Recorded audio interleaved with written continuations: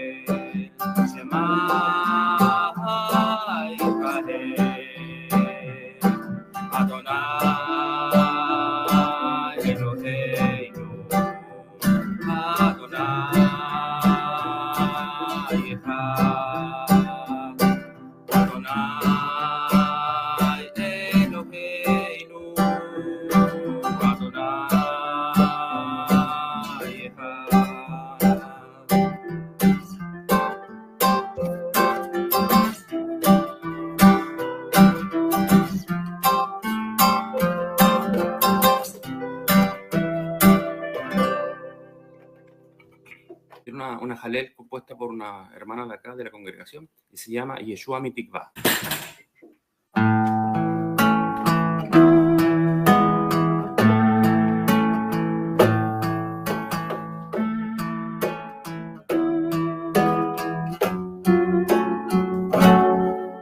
Mi corazón confiado en ti hoy está. Tú eres mi esperanza en la tempestad, porque me haces mirar siempre más allá, y aún lo que parece perdido lo puedes cambiar. Yeshua, tú eres mi Tikvah, quien sustenta mi alma en cada adversidad.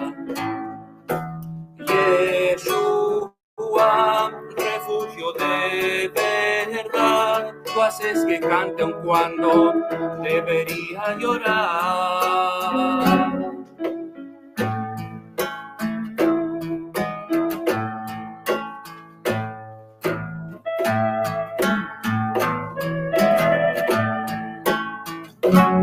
Mi alma alaba tu nombre, bendito Padre. Eres quien libra a tu pueblo con tu gran poder. No hay quien iguale tu obra bajo el cielo azul. Elohim que da la victoria a tu Sadikim.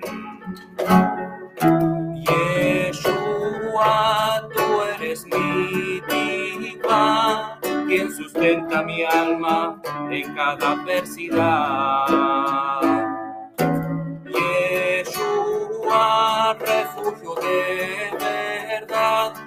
haces que canten cuando debería llorar. Yeshua, tú eres mi diva, quien sustenta mi alma en cada adversidad. Yeshua, refugio de verdad, tú haces que canten cuando debería llorar. Salmo 100 más. 2, 3 y... Canten alegres a Adonai, habitantes de toda la tierra. Sirvan a Adonai con alegría, vengan todos con regocijo. Reconozcan que Adonai es Elohim, Él nos hizo y somos de Él. Somos su pueblo y ovejas de su prado. Somos su pueblo y ovejas de su prado. Ovejas de su prado, de su prado.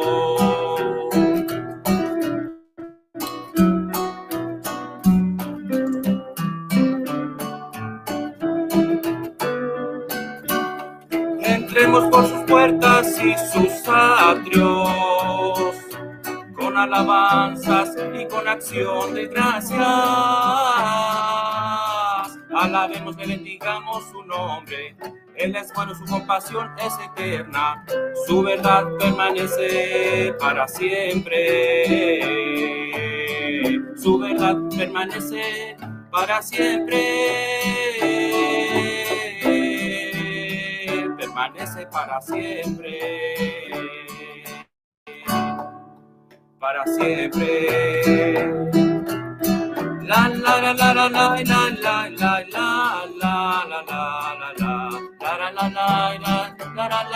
la la la. Alabémosle, bendigamos su nombre. Él es bueno, su compasión es eterna, su verdad permanece para siempre. Su verdad permanece para siempre. Permanece para siempre, para siempre. Adelante, hermano Amparo. Hola, hermanos, muy buenos días a todos ustedes. Shavua Tov. Desde aquí ya estamos en el primer día de la semana. La verdad permanece para siempre. Y un señor decía, la verdad siempre triunfa. Así es. Tadría. Espero que todos ya tienen fresco en la memoria el capítulo 12 del libro del Levítico. Continuamos desde el verso 15 en adelante. Una broma, desde el verso 3. ¿Vale? Hemos hablado del Shabbat anterior hasta el verso 1 y el verso 2, nada más. ¿Vale? Así que hoy vamos a continuar desde el verso 3 en adelante, ¿vale? El reglamento para la purificación de la mujer después del parto. Eso era el título de nuestro estudio y hoy vamos a completar el resto de versos que nos queda pendiente y con la bendición de Elohim pues vamos a sacar provecho de esos reglamentos para ver que aunque son clasificados como Hok, es decir, dentro de estos leyes que son decretos, estatutos divinos que parecen que no tienen un cierto sentido, vemos que están sobrecargados de hecho de significado. Todos los detalles enfatizan, sacan en evidencia un aspecto en concreto de la redención que tiene que ver con el Mashiach, tiene que ver con nosotros también. Además, hay muchos otros procederes en la vida de la restauración, la capacitación, muchos otros detalles. No podemos tratar todos. Muchos otros asuntos están implementados o incorporados en la vida diaria, muchas veces no sabemos. Solo cuando conocemos las leyes en la Torah y entendemos su funcionamiento, nos damos cuenta, en la vida diaria nosotros pues hacemos uso de ciertos efectos o ciertos propósitos de la ley sin sabernos, ¿vale? Lo único que nos falta es completar, tener el conocimiento de lo que hacemos bueno para desarrollarlo, completarlo y obviamente si en el caso que nuestra forma de pensar, nuestra forma de vida no se ajusta a los propósitos que están aquí encerrados, encapsulados en esos reglamentos que parecen que son tradiciones, que tienen que ver con el sistema levítico, por lo tanto, antiguos. Nada de antiguo es muy presente, todo es vigente, ¿vale? Así que cuanto mejor entendemos, mejor sabemos corregir, hacer este tikkun, restaurar lo que tenemos que restaurar y desarrollar aún más, bueno, a medida que nosotros entendemos estos valores hasta que podemos tener esta verdad absoluta. ¿Vale? Recordamos que a nuestro pueblo de Israel nos fue entregado la verdad absoluta, la tenemos, no la conocemos. ¿Vale? Por eso estudiamos Tanaj, ¿vale? Porque en la Tanaj la suma de las palabras básicamente que están en la Torah son el fundamento de todo lo que es Emet. ¿Vale? Esa es la razón por la cual no nos ocupamos como otros de los escritos de los apóstoles, de otras enseñanzas, porque si no tenemos la base para una buena emuná, la construcción es como está sobre arena, ¿no? No tiene base. Entonces, primero vamos a poner la base, aunque para tener un buen fundamento vamos a necesitar mucho tiempo. Creo que vale la pena dedicar el tiempo que hace falta. Adonai por bendiciones concedió 1000 años más, ¿vale? Hasta poder estar equilibrados, totalmente capacitados para toda cosa buena. Bueno, Levítico capítulo 12, verso 3, ¿vale? Todos ya saben lo que dicen los siguientes versos, ¿vale? Yo voy a seguir leyendo de la edición Corona de Jerusalén y los detalles más importantes los voy a rescatar para poder explicarlo. Dice, y el 8º día se circuncidará el niño, ¿vale? Estamos hablando ¿vale? Recuerdan del nacimiento, en este caso de un niño. Uvayom Hashemini y Mol, besar, orlato, son las palabras que dicen en hebreo, son 4 puntos, ¿vale? Que sacamos en cual se desglosa este verso que trata sobre Uvayom Hashemini, es decir, el 8º día, el Imol, el besar y orlato, ¿vale? Esos son los 4 factores. Las palabras Uvayom Hashemini, como supongo que ya saben, en otros estudios hemos compartido sobre el número 8, hemos hablado en varias ocasiones, también sobre el alefet hebreo, ¿vale? Vimos el sentido de la Zain, ¿vale? Sobre el 8º día de la convocación de Sukkot, ¿vale? Hemos hablado sobre el número 8, muy importante dentro de las enseñanzas hebreas, porque este número es trascendental, de modo que se extiende más allá del tiempo y el espacio dedicado a la actividad del mal como de la restauración de todas las cosas. El orden de 7 días más 1 más 1 no aplica solo en relación al hombre, sino también a los animales. ¿Vale? Por ejemplo, no solo los primogénitos de los hombres, sino también de los animales se deberían ofrecer al Creador, ¿vale? Pero no antes de que la cría esté toda una semana, es decir, 7 días, junto a su mamá, ¿vale? Si yo quiero sacrificar un corderito, puedo hacerlo, pero a partir del día 8. Debe estar al menos 7 días con su madre. Esta ley está en Éxodo capítulo 22, verso 29. Asimismo, las últimas de las 7 convocaciones sagradas, Sukkot, ¿vale? Dura 7 días, termina con un 8º, y este 8º día es el muy sagrado, ¿vale? Una Mikra Kodesh, convocación sagrada. El significado de este 8º día se asemeja al tiempo que es conocido por los que han pasado por el matrimonio como la luna de miel. Ese es un momento inmediato después de que el novio y la novia emprenden su viaje juntos como familia.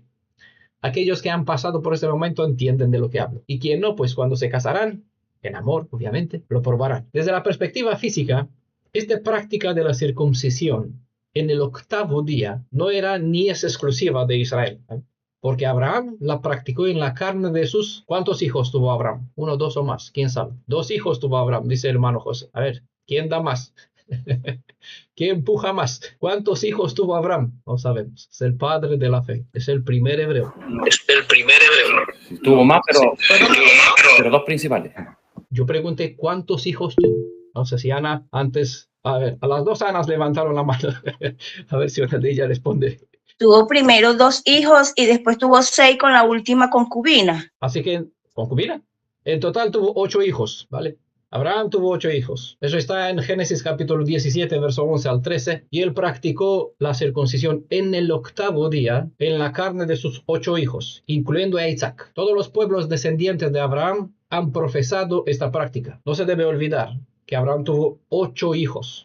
El primero lo obtuvo con una esclava egipcia, Agar. El segundo de su primera esposa, Sara, y a quien se le concedió la promesa de que su hijo será el heredero porque él será aquel que tomará la posición del primogénito. Y de su segunda esposa, Ketura o Setura, obtuvo 6 hijos.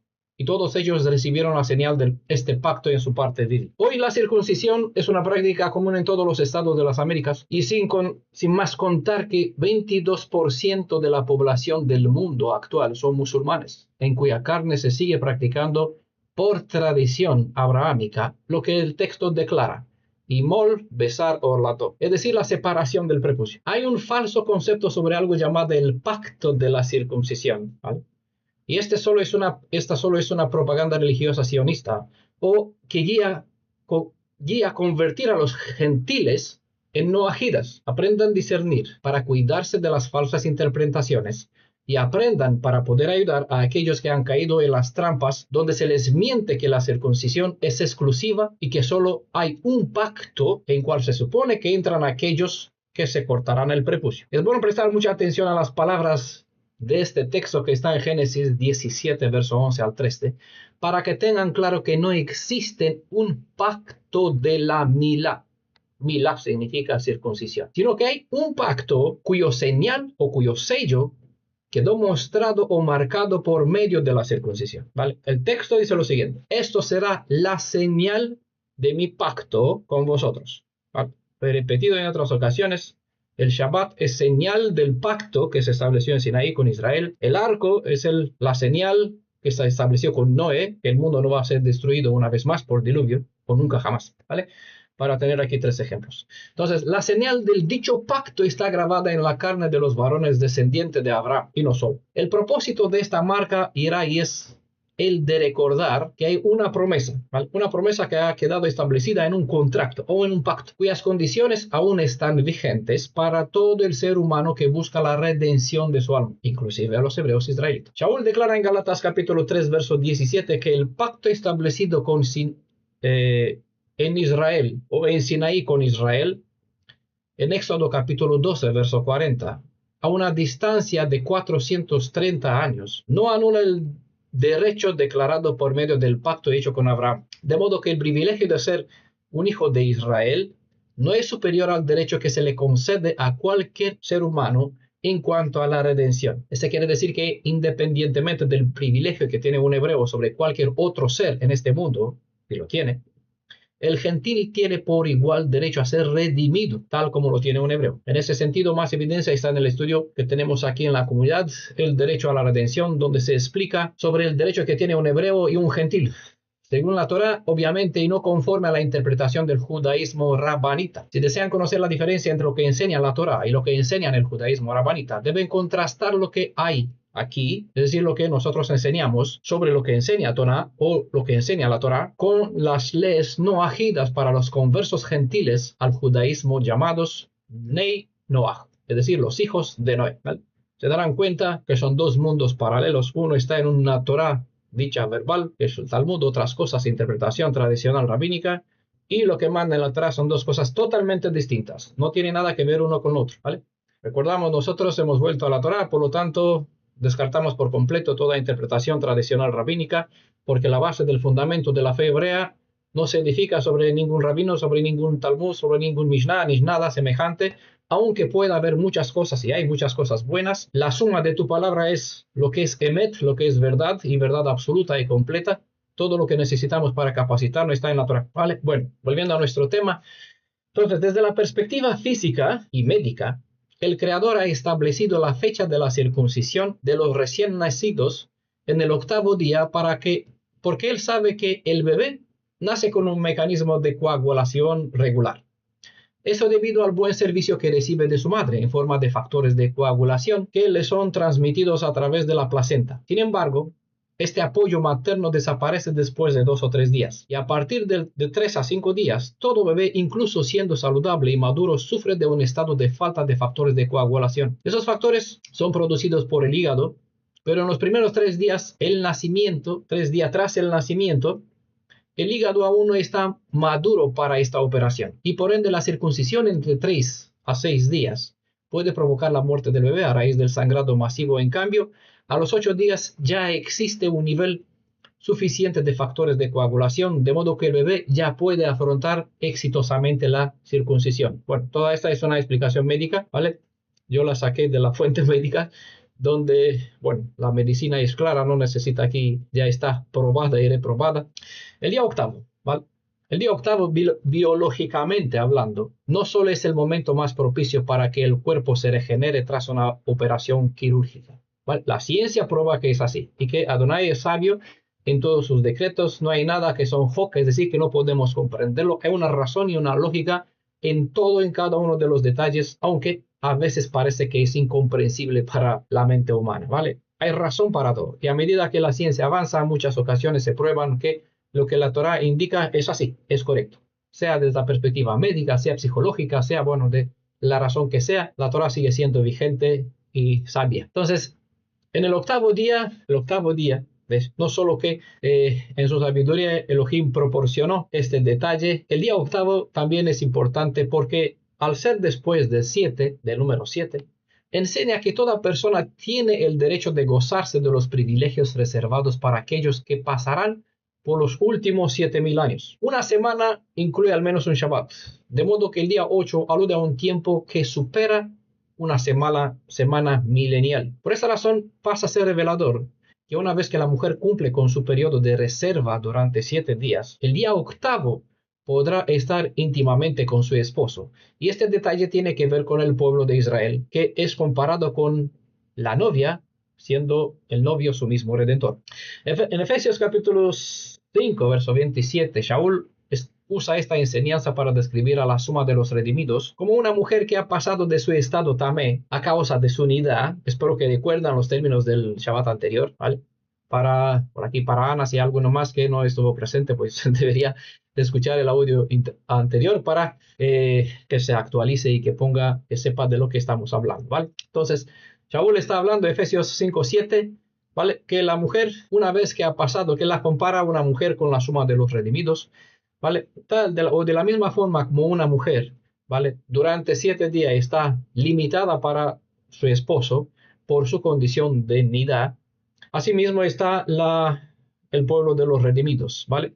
A causa de la condición de impureza, ¿vale? Hasta que no pasan los 7 días, no hay posibilidad de poder ser accesible, en este caso para su esposo, de modo que para el pueblo de los redimidos necesita los 7000 años para poder estar en condición de pureza, ¿vale? Para que así pueda presentarse delante de su esposo, en este caso del Mashiach, como su esposo redentor, y como lo declara Efesios aquí, sin mancha, ni arruga, es decir, pura, ¿vale? Para que la mujer esté en condición para poder tener intimidad con su esposo, necesita pasar los 7 días, ¿vale? Asimismo, entendemos que esas leyes no es solo un reglamento de orden moral, de orden de pureza, de senso físico, ¿vale? Y de vergüenza o de respeto en ese sentido, tiene mucho más que ver con esto.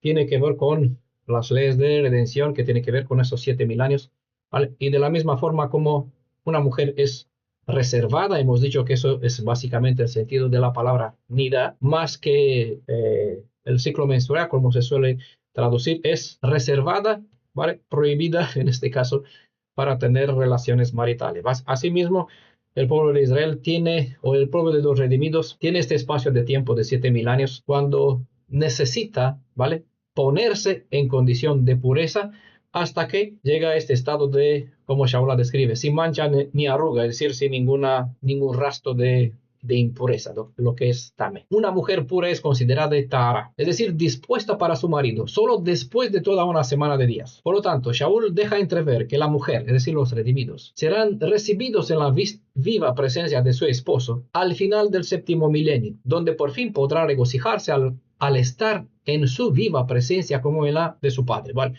Algo pueden leer en Mateo capítulo 10, verso 32 al 42, ¿vale? La siguiente palabra, la segunda es, en el verso 3, la palabra imol. El verbo mul, que está en la palabra imol, significa acortar, recortar, cercenar, embotar, destruir, como se puede apreciar en el Salmo 118, verso 10 al 12, donde esta palabra mul aparece en sentido figurado, hablando sobre las naciones gentiles, enemigas a Israel, obviamente, que serán recortadas. ¿De dónde? De entre los pueblos o de entre los vivos. Por lo tanto, se entiende, destruidos, ¿vale? Shaul emplea el sentido de esta palabra mul, de este verbo, como metáfora para el bautismo, para la tevilá, que es la señal de una circuncisión total, ¿vale? Asimismo, como nosotros enseñamos, donde la persona es cortada en el sentido de separada de las naciones para pertenecer al Mashiach, por medio de la tevilá, ¿vale? Esta enseñanza la comparte Shaul en Colosenses capítulo 2, verso 11 al verso 2, ¿vale? Todos los que pasaron por el grupo de la Tevilá en la formación recibieron esta enseñanza, ¿vale? Ahí en Colosenses capítulo 2, verso 11 al 12 tiene un texto, si quieren un apoyo base, ¿vale? Es como uno pasa de ser mexicano, chileno, a ser un hebreo, ¿vale? Necesita un corte, una cirugía, en este caso un proceso cirugía, ¿vale? Que está representada por medio del término mul, ¿vale? Acortar, recortar, cercenar, embotar, destruir. Vamos a ver qué hay que destruir. También se lo explicamos también en este contexto. En esta ley es bastante completa, ¿vale? Vamos a hablar, viendo los términos hebreos, en el significado que normalmente no está a la vista, pero están aquí, ¿vale? Entonces, en nuestro contexto, la palabra mul se entiende en el lenguaje moderno como circuncisión, ¿vale? No significa que esto significa. Eso es lo que se entiende. Vimos en el Shabbat anterior la diferencia en lo que se entiende con Tahara y lo que es Tumá. Nada que ver con puro e impureza. Para eso hay otras palabras. Una de ellas lo vamos a hablar aquí. La otra la vimos en el estudio, en el Shabbat anterior, sobre la palabra Tame, ¿vale? Entonces, en nuestro contexto, el término mul tiene el sentido de circuncisión, como se entiende. ¿Por qué? Por el acto físico de cortar o quitar algo. A ver qué, ¿vale? De cortar o quitar algo alrededor. Cosa que en este caso, aquello que se corta es algo que en el hebreo es llamado orla, ¿vale? El sentido del término hebreo es más profundo que lo pobre que se traduce como circuncisión. Pero bueno, tenemos aquí una idea básica. Pasamos a la siguiente palabra, que es, hay mucho que hablar y no podemos detenernos tantos en todos los detalles, ¿vale? La palabra besar es la tercera que está en el verso 3, en el texto hebreo, obviamente. El sustantivo basar se suele traducir con piel, carne o cuerpo, y en forma específica, como se da en el caso de Levítico capítulo 15, verso 2, donde el término tiene el mismo sentido que en el capítulo que estamos estudiando, Levítico capítulo 2, donde se refiere concretamente a la piel del órgano masculino. En este contexto se entiende que la palabra mul se refiere a la acción de separar la parte de piel que cubre este órgano. En su origen, la palabra hebrea basar significa la carne de cualquier ser vivo, en general hablando. Significa igualmente el ser viviente como un todo.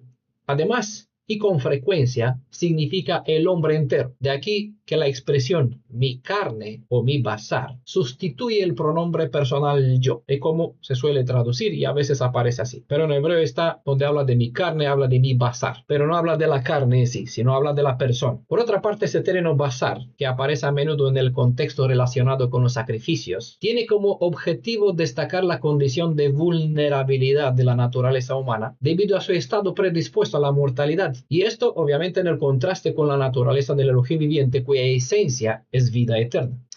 Este entendimiento que marca el contraste entre la naturaleza humana y en términos general hablando con la naturaleza que tiene Adonai es fundamental en el entendimiento de los temas relacionados con la pureza versus impureza dentro de las condiciones del pacto.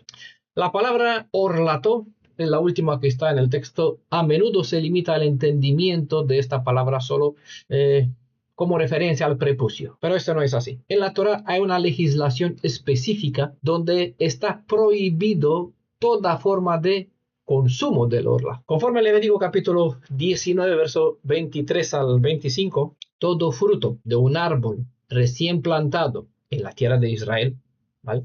No se refiere a lo que yo tengo aquí en el jardín, ¿vale? La mayoría de las leyes tienen que ver por una razón con la tierra de Israel. Eso porque las leyes por lo general son específicas, no son para el mundo, son para el pueblo de Israel, ¿vale? Entonces, Levítico 19, verso 23 al 25, presenta que todo fruto de un árbol plantado recién se prohíbe comer sus frutos durante los primeros 3 años de producción, ¿vale? En el año 4, toda esta producción se ofrendaba a Elohim. Apenas en el 5.º año tenías derecho a comer de esta fruta, ¿vale? Como la palabra orla se refiere al prepucio, como también a los primeros frutos de un árbol recién plantado, de modo que eso significa que todo fruto producido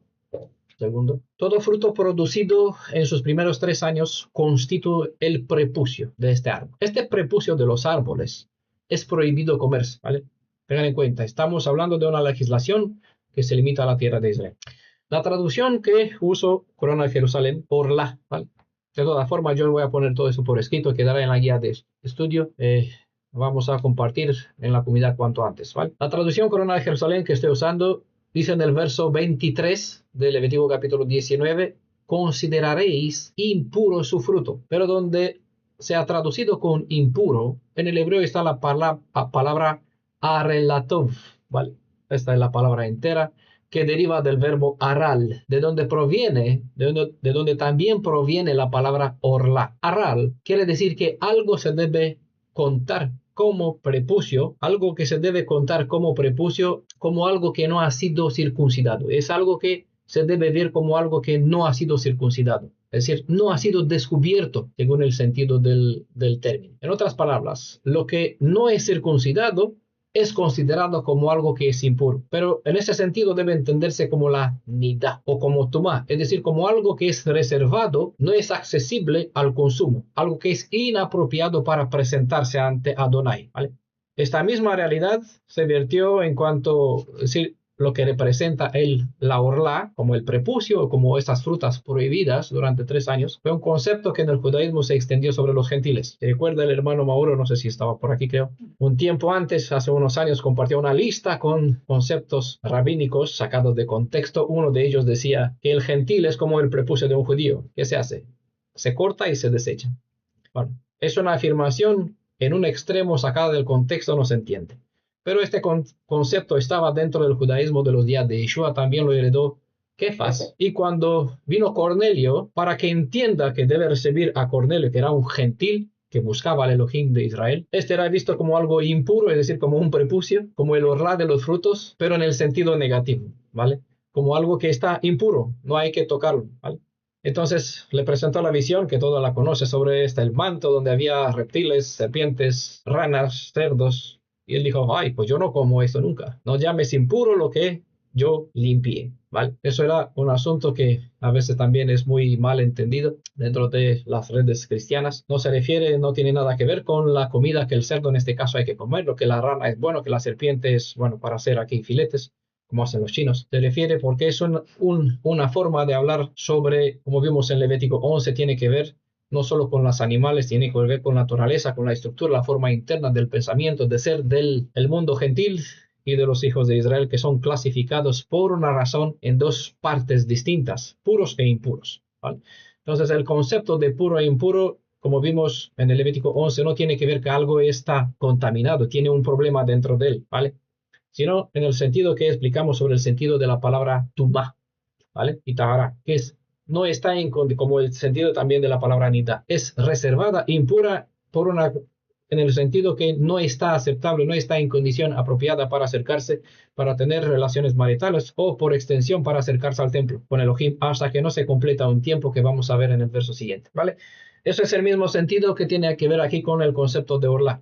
La fruta en sí mismo del árbol no tiene nada en sí, ¿vale? Es decir, una fruta muy buena. Tienes que verla como el prepucio, algo que es inapropiado, no es correcto, no es en condición de presentarse a Elohim. Eso es este asunto, se eleva a nivel espiritual también lo que habla Shaul en cuanto a la tevilá. Uno que no pasa por esta simbología, por lo que representa, no se separa, no levanta en su vida este galet, no hay este muro de separación entre el cristianismo y la fe hebrea, ¿vale? No cumple con el requisito, todavía está en condición de prohibido durante 3 años, ¿vale? Es incircunciso, no tanto en su prepucio, sino en lo que representa el término orla.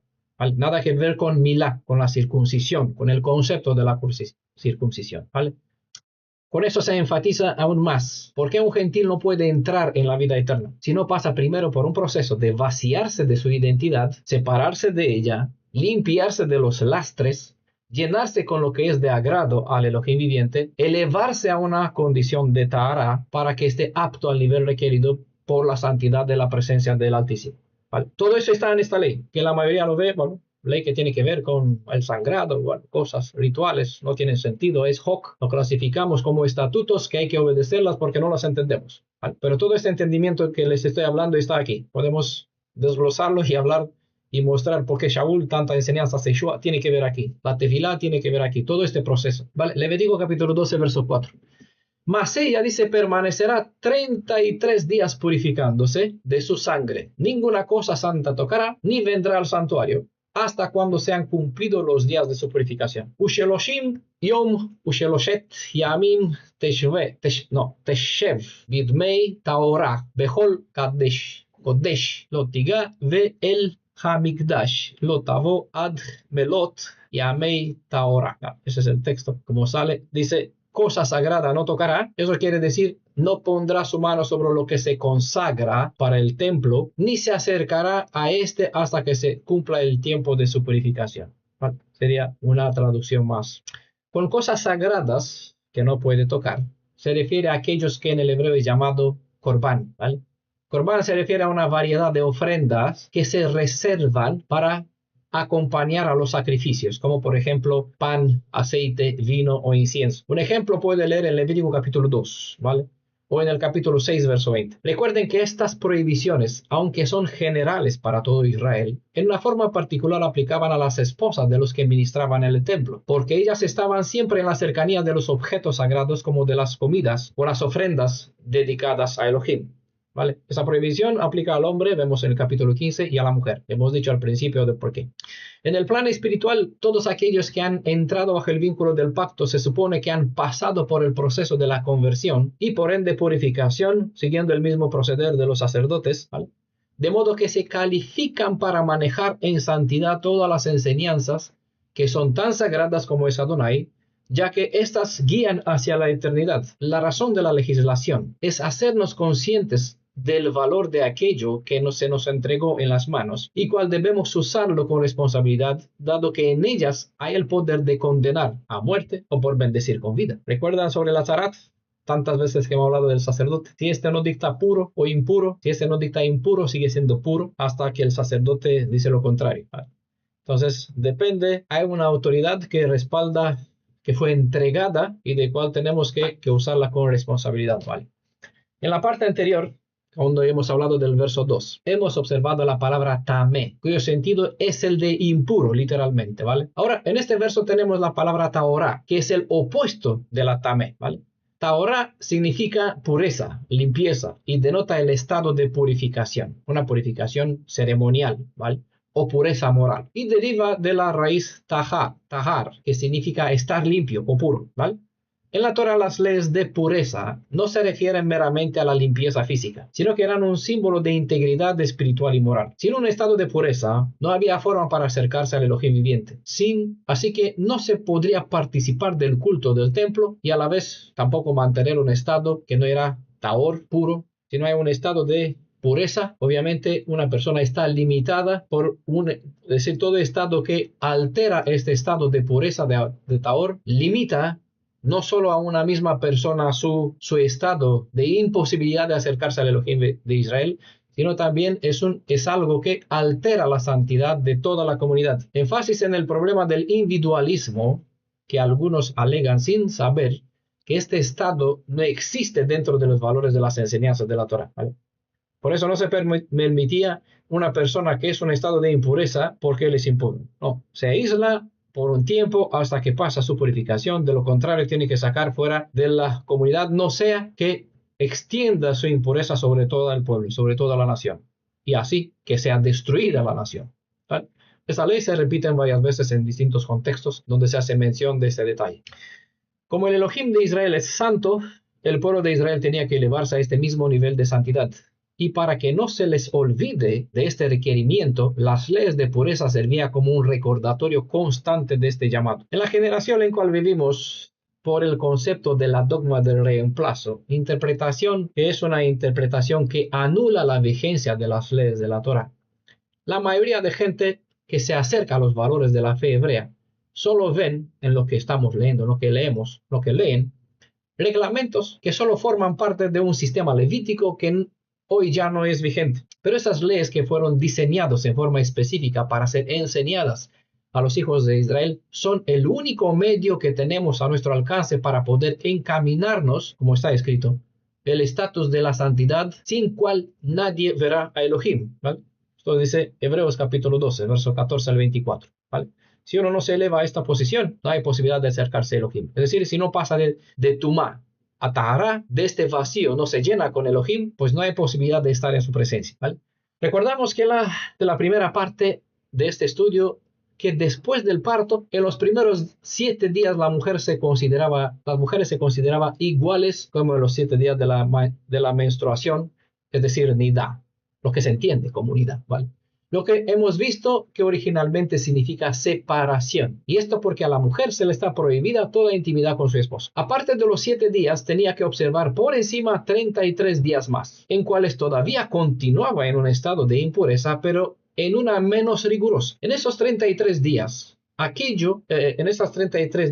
aunque ella estaba disponible para entrar en intimidad con su esposo, no era todavía apta para acercarse al templo, es decir, para entrar en intimidad, espiritualmente hablando, con Adonai. Este espacio de tiempo de 33 días se llama en el hebreo Demet Haorá, que se entiende como periodo de purificación. Lo que está diciendo este verso es que el tiempo de 7 y el de 33 días tiene el mismo estatus a nivel espiritual, son asociados. Está aplicando cuando la mujer daba a luz, pero en el capítulo 15 se habla de la misma situación. Por eso, cuando una mujer da a luz, entra o debe estar considerada de la misma forma como se considera durante el periodo de menstruación. 7 días prohibido, ¿vale? 7 días nida, ¿vale?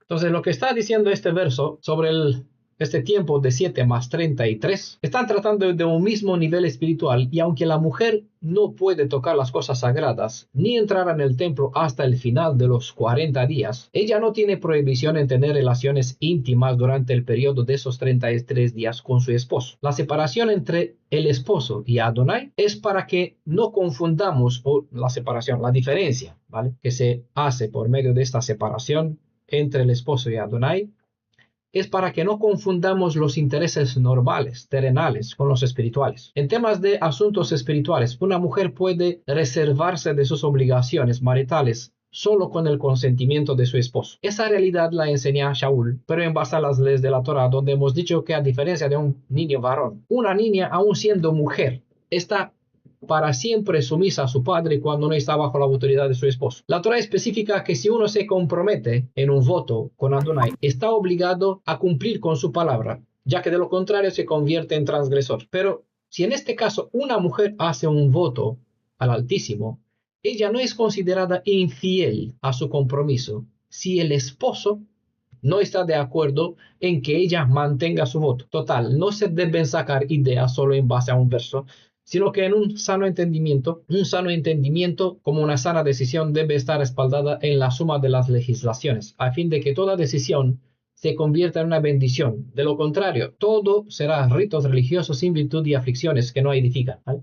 Así que hay que tener en cuenta la razón por la que se hace separación y se dan 7 días. Bueno, hay mucho más profundidad, pero viendo desde una perspectiva terrenal, humana y física, ¿vale?, esa separación es para que no confundamos, como a veces suele suceder, que entremezclemos las cosas que nos corresponden en esta vida en plan físico con las cosas a nivel espiritual.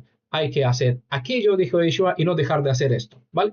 Cada uno con su tiempo, mantener la relación con Elohim y la relación con el esposo o con la esposa, bueno, en la familia, como debe ser cada uno a su tiempo en el orden establecido, ¿vale? 7 más 33 es igual 40. ¿Vale? Así que tenemos 3 números, ¿vale? 7, 33, 40. Recordamos que en la Torah todos los números son relevantes. Lo vimos a lo largo del estudio de las 22 consonantes, así que ya tenemos una base.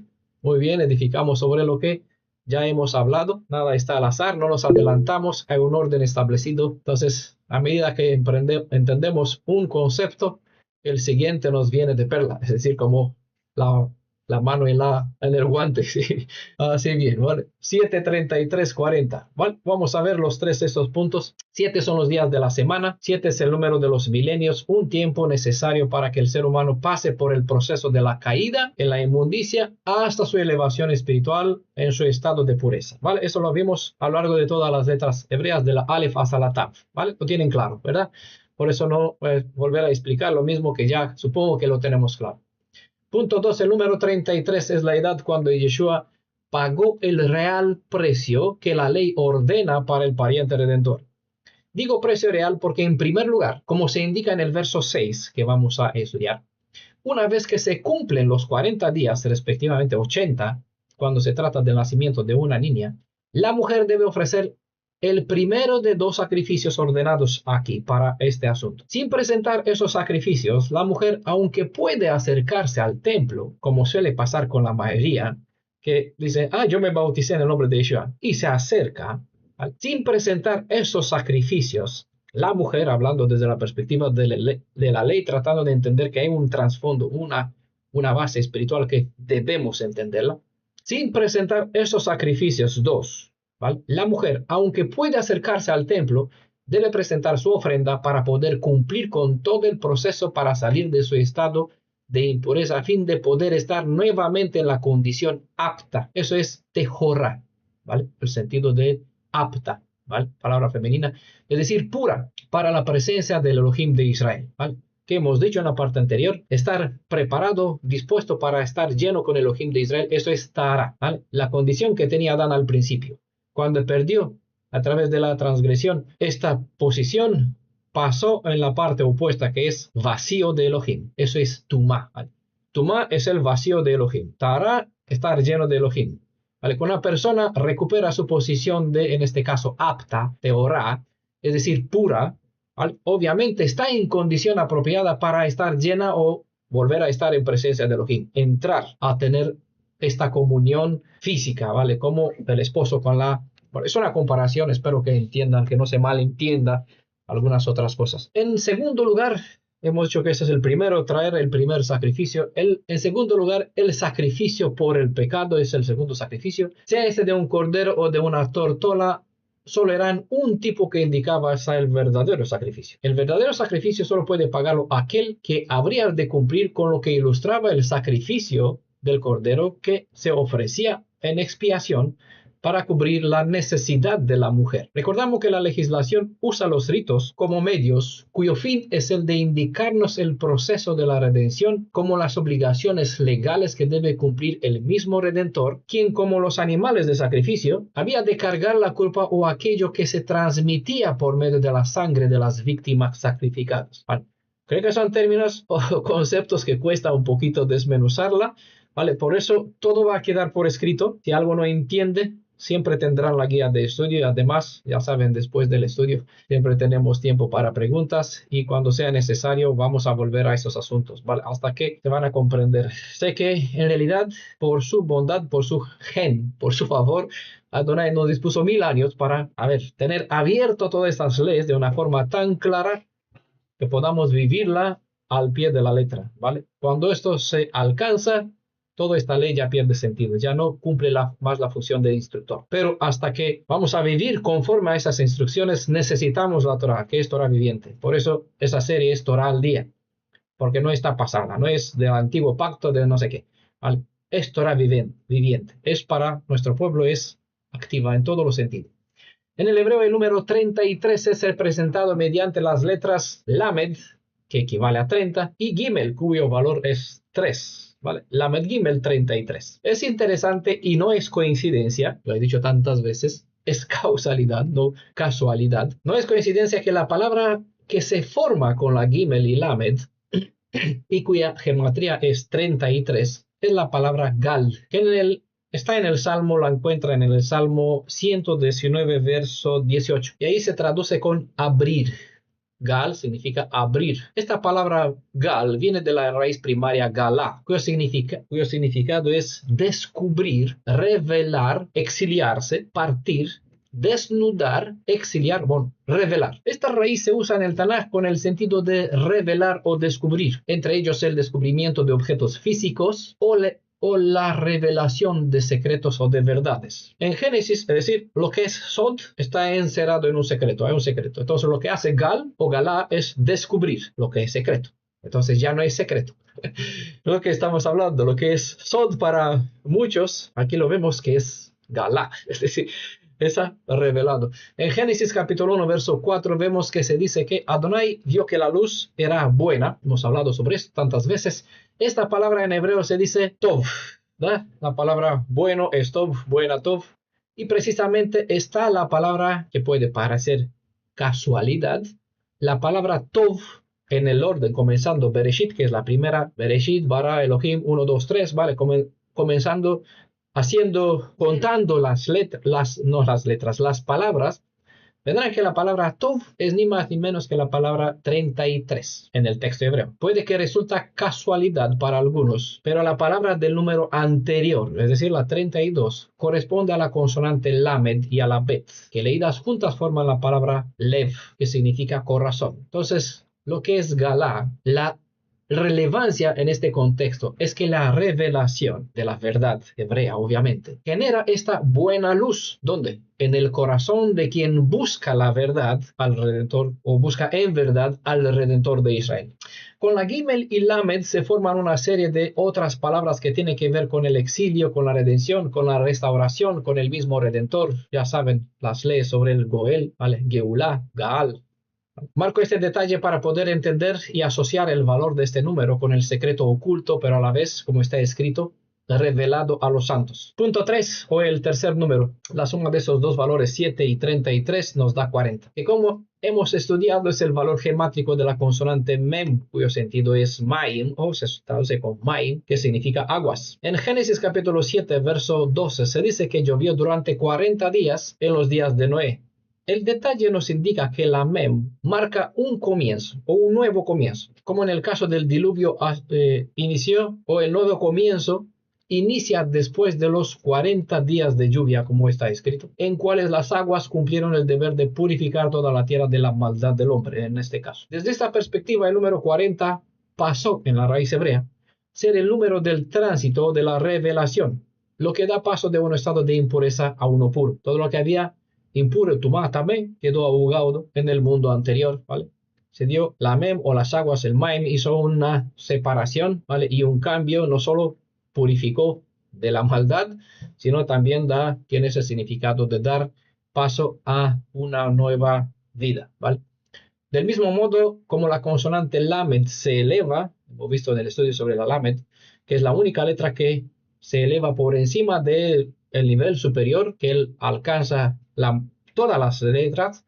La lamed es la única que sube por encima del nivel de todas las otras letras en el alfabeto hebreo. Entonces, de la misma forma como la consonante lamed se eleva sobre el resto de las letras, asimismo, una vez que Yeshua pagó el precio requerido por la redención, no solo que validó el protocolo de limpieza por medio de su sacrificio, sino que también eleva a un alma que ha seguido todo el proceso de la restauración que brinda la redención, para estar a la altura que se llama Tahara, es decir, apto en pureza a fin de poder estar enfrente de su presencia y obviamente de la santidad de su Padre. ¿Por qué? Sabemos, Elohim es un fuego consumidor para el pecado, ¿vale? Si hay pecado, hay tumá. Si hay tumá, hay impureza. Si hay impureza, hay destrucción. Aunque la Tevilá tiene su propósito en purificar por medio de una inmersión en una reunión de aguas, que hemos dicho se llama mikveh. Ciertas cosas solo se purifican por medio de la sangre. El agua tiene el deber de limpiar un tipo de suciedad de orden terrenal, pero la sangre es la única que puede limpiar una suciedad de orden espiritual, sin cual no hay posibilidad de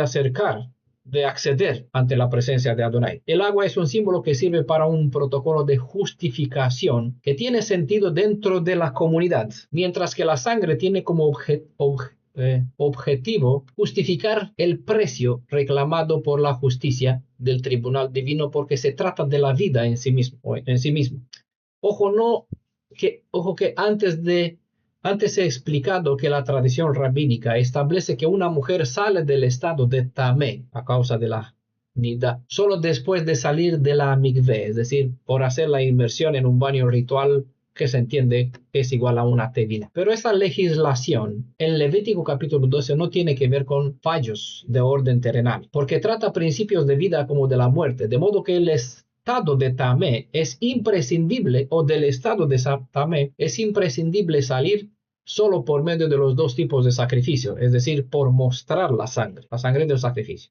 En este caso, la sangre de los dos sacrificios era para indicar que no es competencia del hombre salir por sí mismo o solo con darse un baño del estado de tamé, sino que esto es posible solo por medio del sustituto, es decir, del que puede entregar su sangre, que es, como dicta la ley, la sangre es vida. Entonces, en este caso, la sangre es señal de un precio que se pagó como justificación. Por medio del trueque, donde una persona sacrifica un animal que toma sobre sí la confesión de la culpa, uno se libra de su etiqueta de impureza a la vez que la sangre sirve como justificación de que al final de cuentas, el precio ha sido pagado. Recordemos que todo pecado termina en muerte, y aun cuando uno se libera de la muerte es debido al sustituto, que en este caso real es el Goel, quien cambia su vida por la vida de los que redime.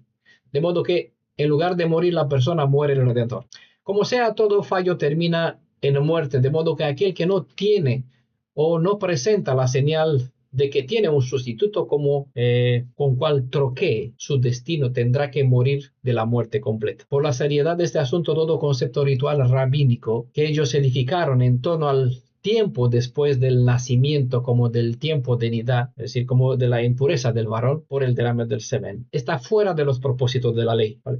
Son un rito religiosos que solo agobia, que no sirve, no cumple con el propósito que está legislado aquí en la Torah. Suele sonar como sea un reglamento religioso de una base en tradición de hombre.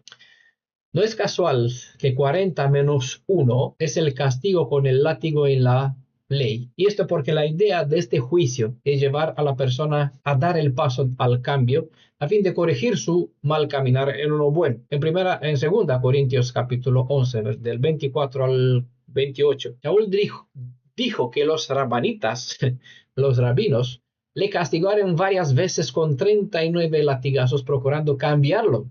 Esta era la intención, hemos dicho, no en lugar de 40 que está en la Torah, sino 39, para no llegar a esto, para darle la oportunidad de cambiar. No sea un juicio 40 donde está el final, ¿vale? Quitaron uno para mostrar más bondad, dicen ellos, ¿vale? Varias veces, creo que 5 veces, dice, fue latigado 39 golpes, 40 menos 1, ¿vale? Como se suele decir. La intención era de forzarlo o empujarlo o motivarlo a través de los golpes para que renuncie al camino de la fe, de su creencia en Yeshua, ¿vale? La legislación de 40 varas, golpes, está en Deuteronomio 25, verso 3, ¿vale? Hemos hablado en otro contexto, recordando, cuidado. No sea que hagamos uso de esa legislación. Menos mal que no estamos en la tierra de Israel y no estamos congregados en plan físico, este es virtual, entonces mi látigo no llega a nadie. La vara. Así que tranquilos. Bueno, ¿qué tiene que ver el agua, el maim, la consonante mem o el número 40, que es su valor gemátrico, con el cambio de estado de una persona de tamé, que significa impura, en taor, que significa puro? Quizás escucharon, hay una secta judía que se llama Lev Taor. Escucharon de ella. Grandes problemas, no sé no sé por dónde están. Problemas con niño, con juicio, con justicia. Algunos escucharon, ¿no? Hermanita Amparo. Tremendo. Es una secta judaica. Lev Taor, corazón puro. Pero nada de pureza. Las cosas que hace son tremendas. En Guatemala y México. Fijas. ¿Qué tiene que ver el mem, la consonante mem o el número 40 o las aguas con una persona que está en un estado impura, que debe ser pura? Tamé y taor, ¿vale? Son dos extremos. Les explico. En el hebreo existe la palabra bitul, que literalmente significa anulación, cancelación. En la vida espiritual se logra el bitul cuando uno anula su deseo o su idea de individualismo, de autosuficiente o autónomo. Este estado debe ser alcanzado cuando uno baja, o debería. Debe ser alcanzado, o debería alcanzarse, cuando uno baja en las aguas de la inmersión, donde se supone que deja enterrada su antigua identidad como su ídolo, es decir, el yo. El ídolo más venerado en nuestra naturaleza, el yo. ¿Para qué? Para que una vez saliendo fuera de las aguas sea un alma hebrea que es parte integrante de un ejad con la suma del resto del pueblo hebreo llamado a ser santo. En términos agrícolas, la persona es asemejada a una semilla. Vemos al principio sobre ese término zerá. Entonces, en términos agrícolas, la persona es como una semilla y en este estado de anulación del individualismo, de la individualidad de la semilla, cuando ella se entera en la tierra, ¿vale? Es donde primero, ¿qué debe hacer? ¿Qué hace? Debe desintegrarse, es decir, pierde su existencia primera para poder florecer en una nueva planta. Como dijo Yeshua, si yo no muero, no hay vida. Es decir, si no se presenta el sello, la señal del sacrificio, que valida la salida del estado de tamé, de nidá, uno sigue en la condición de impureza que al final le llevará a destrucción, porque vació de Elohim, tumá, es muerte. Si no se revierte este proceso, lo que enseña la ley es que hay posibilidad de revertir este proceso, ¿vale? Si no se revierte este proceso, darse un chapuzón en el agua, uno no sale si no tiene la señal de la sangre. Por eso dijo Yeshua, tengo que morir para poder tener vida, para que vosotros tengáis vida, para poder producir muchos frutos, ¿vale? Para que una persona se eleve, como hemos dicho, hemos estudiado sobre la Lamed, para alcanzar este estado superior, es decir, Taor, es decir, puro, primero debe perder o anular su estado anterior, ¿vale? Recuerden que no es sobre el estudio que hemos hecho sobre la Lamed. No es casual, para nada casual, que la Lamed, aunque está la letra más alta, se eleva por encima. ¿Cuál es su base? Es una C al revés. ¿Qué consonante es? La consonante antes del Lamed. Kaf. Consonante Kaf, lo dice Mariana aquí. Kaf, Kaf, Kaf. No por nada, la base de la consonante Lamed es la Kaf, ¿vale? Porque no tiene que olvidar, para uno elevarse tiene que ser discípulo. Uno no puede convertirse en instructor, no puede elevarse a una posición de tamé si no entiende de tahara, de tahor puro, si no entiende su estado de tamé. Si no entiende su estado de tamé, no puede exclamar, quiero elevarme, ¿vale? Lo mismo en las 6 leyes, 6 pasos para la redención. Vimos, uno comienza con darse cuenta de la necesidad en cual se encuentra en Mitzrayim, en ese estado aprieto. Desde aquí clama y se le envía la ayuda para poderse elevarse, para encontrar el galut, el salir de este galut, de este exilio, ¿vale? Para poder encontrar la redención, ¿vale? Entonces, como la Lamed, para poder uno elevarse de su estado de impureza en un estado superior de pureza, uno debe perder su estado anterior. Esto mismo sucede con Jacob al convertirse en Israel, ¿vale? Tuvo que dejar, pero tuvo que luchar, espabilarse, para perder el estado del que sujete el salón en el que se convierte en príncipe, lo que es Israel. Cuando Yeshua, en el estudio sobre el derecho a la redención, ¿vale? Se explica bastante bien, digo yo, este asunto. Todos somos lo que pretendemos. Yo soy hebreo israelita, ¿vale? ¿Por qué? Porque tienes una partida de nacimiento, sabes que desciendes del judío, de la casa de Israel de alguna forma, o porque tienes un título, uno debe merecerse, ganarse el derecho de ser Israel, ¿vale? Si uno no gana su derecho de ser Israel, sigue siendo uno que sujeta, uno que reclama algo que no es suyo, ¿vale? Israel es algo no que uno que reclama, sino algo que tiene un samech, tiene una columna vertebral, ¿vale? Que le da derecho a ser Rosh, no solo Reshit, primicia, sino también el Rosh, cabeza. Cuando Yeshua vino ante su primo Yohanan para darle la inmersión en las aguas de la purificación, Juan le dijo que no era digno de hacer este acto, porque en realidad era Yeshua quien debería purificarlo a Yohanan, pero si recuerdan, tenemos un estudio sobre esto. ¿Qué es lo que dijo Yeshua? Hay que cumplir con lo que conforme se manda en la Torah. Esto se hizo, la explicación de sus palabras está en el estudio, creo que se llama Hijo mío, hoy te engendré, o algo así, no recuerdo el nombre, está por escrito también en audio. Eso se hizo así, es decir, Yeshua siguió este proceder, este protocolo, porque en su esencia la tevilá debe tener la función de anular la voluntad individual en cuanto a la naturaleza pecaminosa, que es inclinada hacia el mal y por lo tanto no desea morir, sino que desea vivir para seguir proliferando el estado de impureza. En la petición de Yeshua si es posible aparta de mí esta copa, se entrevé esta naturaleza humana que todos tenemos. Pero las palabras, pero hágase tu voluntad, denota esta autoanulación de su deseo propio de vivir para entregarse, en este caso, al cumplimiento legal que le corresponde al sustituto, ¿vale? Vimos en estudios sobre las leyes que corresponden al Redentor, al Goel, ¿vale? Que para que sea Goel necesita cumplir con una serie de legislaciones, ¿vale? No porque, yo voy. Por esa razón, como la Torah es clara, las leyes son claras, el padre de Yeshua queda totalmente descartado como posible o como ni siquiera tiene posibilidad de poder redimir. No existe que esté en la condición de poder redimir. Que la redención viene de él, viene porque nos dio a su Hijo, quien es el Redentor, ¿vale? Entonces, eso es la explicación, ¿no?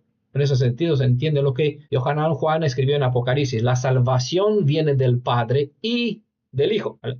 2. Entonces, ¿cómo viene del Padre de Yeshua? Porque Él nos dio al Salvador, ¿vale? Si no fuera que haya un Padre que nos entrega a este Salvador, nosotros no tendríamos Padre, porque nuestro Padre es Yeshua quien es salvo. Y así tenemos el padre de nuestro padre pasa a ser nuestro padre. Si Yeshua es nuestro padre, su padre, según el sentido hebreo, Ab es mi padre, mi abuelo, mi tatarabuelo, que nosotros tenemos este término, ¿vale? Hasta así, hasta Adán. Ab es el padre de Yeshua, Ab es Yeshua como nuestro padre, Vale, bueno, cuando no se sigue con estrictez los pasos para darse verdaderamente el cambio, no se logra obtener la bendición que debe venir después de hacerse la inmersión. En el caso de Yeshua, como indica Isaías 53, el gozo por ese sacrificio vino una vez que vio crecer el fruto de la semilla que plantó en la vida de los que se dispusieron a seguirle, aún después de que lo vieron colgando sobre el madero.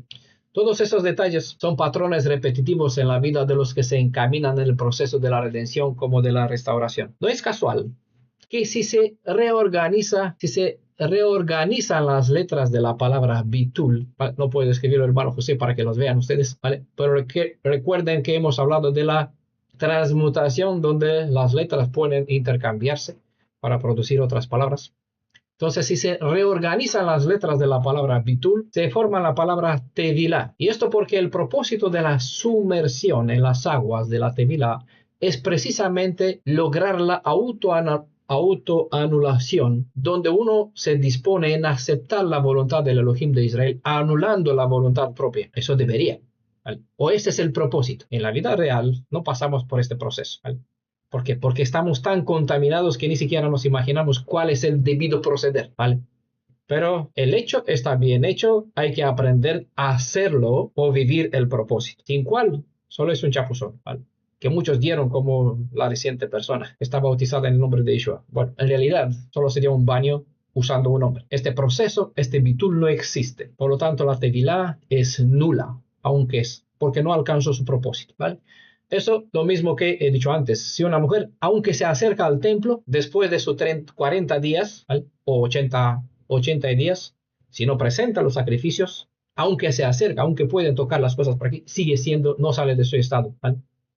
Parece que no es casual en este contexto que 40 días y noches se necesitó para que las aguas purificaran, ¿vale? El mundo de la impureza que existía en los días de Noé. Este cambio interior de bitul, ilustrado en la simbología de la tevilá, es validado por medio de lo que representan los dos sacrificios que se requiere para completar el rito de la purificación. Total, 40, más que ser un número de días, es una directriz en cual se nos enseña que para elevarnos hacia el estado de pureza, de tajor, a fin de poder estar nuevamente llenos de la presencia del Elohim viviente, lo que se entiende con la palabra Tahara, necesitamos seguir las normas o el proceder de la purificación, cosa que incluye la autoanulación de la voluntad individualista para poder estar unidos a la suma del cuerpo del Mashiach y, obviamente, unidas a él como a su Padre, conforme se dice en Juan 17, versos 22 y 23, hablando de la unidad, como yo en ti, tú en mí, yo en ellos. ¿Vale? Juan 17, un muy hermoso capítulo. Vale, verso 5. Levítico capítulo 12, verso 5. Y si diere a luz hija, será inmunda 2 semanas, conforme a su separación. ¿Vale? Ya se explicó antes lo que eso representa. Eso es el tiempo de Tamé. ¿Vale? Y en 76 días estará purificándose de su sangre. Veim nekevah, es decir, la hija, teled ve tamach shvuami. Shvuaim kenidatach veshishim, eso 2 semanas, yom vesheshet, ¿vale? Ya sabe que a mí no me da para nada, yo no enseño el hebreo. Yamim teshev al demait ahora, por los términos, porque no hay forma alguna de remarcarlo. Ciertos términos, si solo tenemos la traducción, no tenemos la comparación, no sabes marcar la diferencia, porque los términos a veces son demasiado pobres en su significado, entonces no se traduce, no se transmite la enseñanza, solo se convierte en un mero rito porque no tiene sentido, ¿vale? Por eso son importantes tener en cuenta los términos. Aunque nos da mal pronunciarlos, quien quiere aprender hebreo puede aprenderlo, no hay ningún problema, no nos dedicamos a esto, repito, nosotros compartimos solo el sentido de los términos para comprender lo que debemos hacer, ¿vale? Si no vivo conforme a la enseñanza, para nada me sirve conocer el idioma. Es como si tengo una nuez y me quedo con la cáscara, ¿vale? Nosotros partimos la cáscara, no que no es importante, la cáscara tiene bastantes propiedades, se hace infusión, tiene bastantes propiedades, pero la nuez, el miel, lo que está dentro, es más rico, Eso me ayuda a desarrollar, nutrir mi cerebro. Por eso la nuez tiene la forma del cerebro, ya sabes, es la pareja. Entonces, como vimos en el caso del nacimiento de un varón, el mismo principio y la misma razón hay y para el proceder de la purificación cuando nace una niña, solo que los dos tiempos se duplican, significando que durante los primeros 14 días después del parto, la mujer no solo después, es decir, durante no es posible, solo después de los 14 días la mujer puede tener relación íntima con su marido. Dentro de este tiempo de 14 días está considerada como el tiempo de la impureza por su periodo, ¿vale? Pero durante los siguientes 66 días su única prohibición es que no puede tocar las cosas sagradas ni entrar en el templo, y esa explicación también refleja la opinión de los caraítas, ¿vale? No solo es algo que lo considero así. Esa es la visión que también lo comparten los caraítas, a diferencia del judaísmo rabbanita, lo he explicado antes.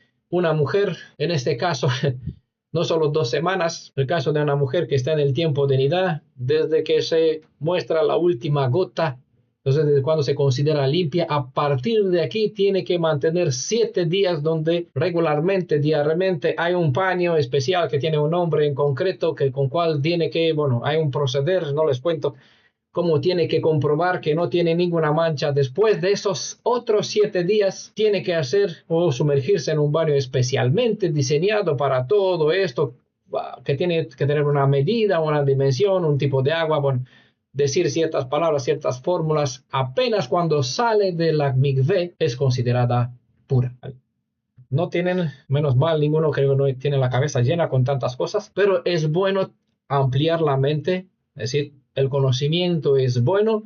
Si se da el caso de hablar con una otra persona que cae en esas enseñanzas que no se ajustan a los principios de la Torá, sepan marcar la diferencia entre el judaísmo caraíta y el rabanita, donde en este caso nosotros nos alineamos, corroboré, vi a uno, vi a otro, y dice, estamos aparejados a la línea del judaísmo caraíta en ese sentido, ¿vale?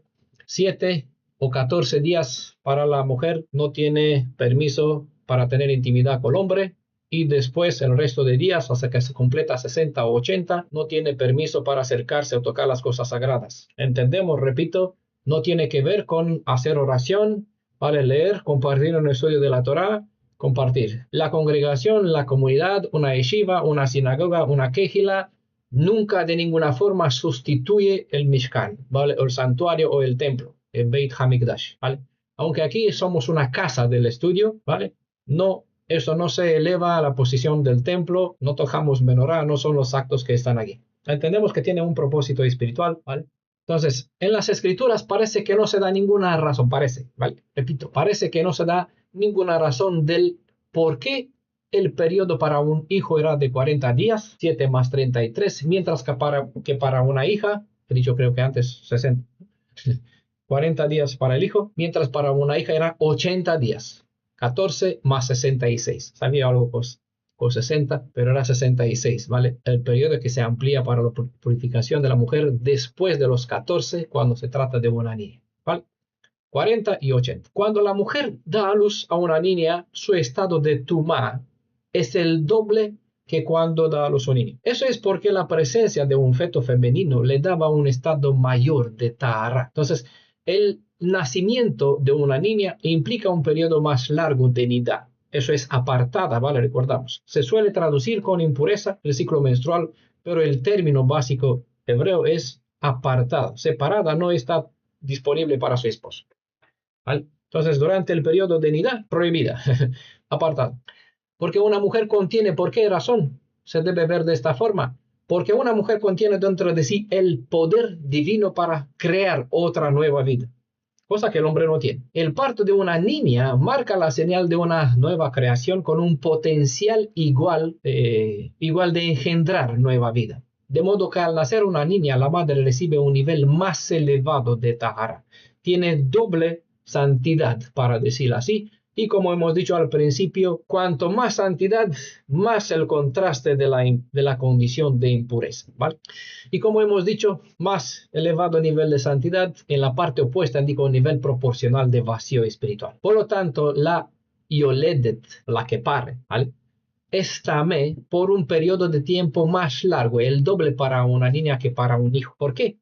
Repito, porque lo que está dentro de ella o la que da a luz tiene también, es doble veces el potencial de dar vida. Tengamos en cuenta que las escrituras confieren a la mujer un estatus de santidad más elevado que el que puede tener un hombre, y esto debido a su condición de poder crear vida. Ese estatus no tiene nada que ver con las obligaciones que corresponde a una mujer o a un hombre dentro del matrimonio. Cada uno tiene, o el hombre y la mujer, tiene obligaciones distintas, pero desde esta perspectiva el hombre es incomparable con la mujer, ¿vale?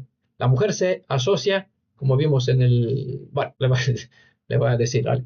Porque si nos fijamos, para dar un ejemplo, en el primer hijo que tuvo Eva, la mujer, la primera mujer, la esposa de Adán, tuvo a Caín. Cuando lo obtuvo, ella dijo, está en Génesis capítulo 4, verso 1, Kanati ish et Jehová, lo que significa literalmente, he creado un hombre o una persona con Adonai. Entonces, una mujer tiene esta interacción con Adonai a través del parto, de las cosas que los hombres no tienen. Esta función de poder dar vida, como Elohim puede dar vida, hace que la mujer comparta un nivel más alto de santidad que se revela por medio de esta ley cuando se trata del nacimiento de un niño o una niña, que es doble veces, ¿vale?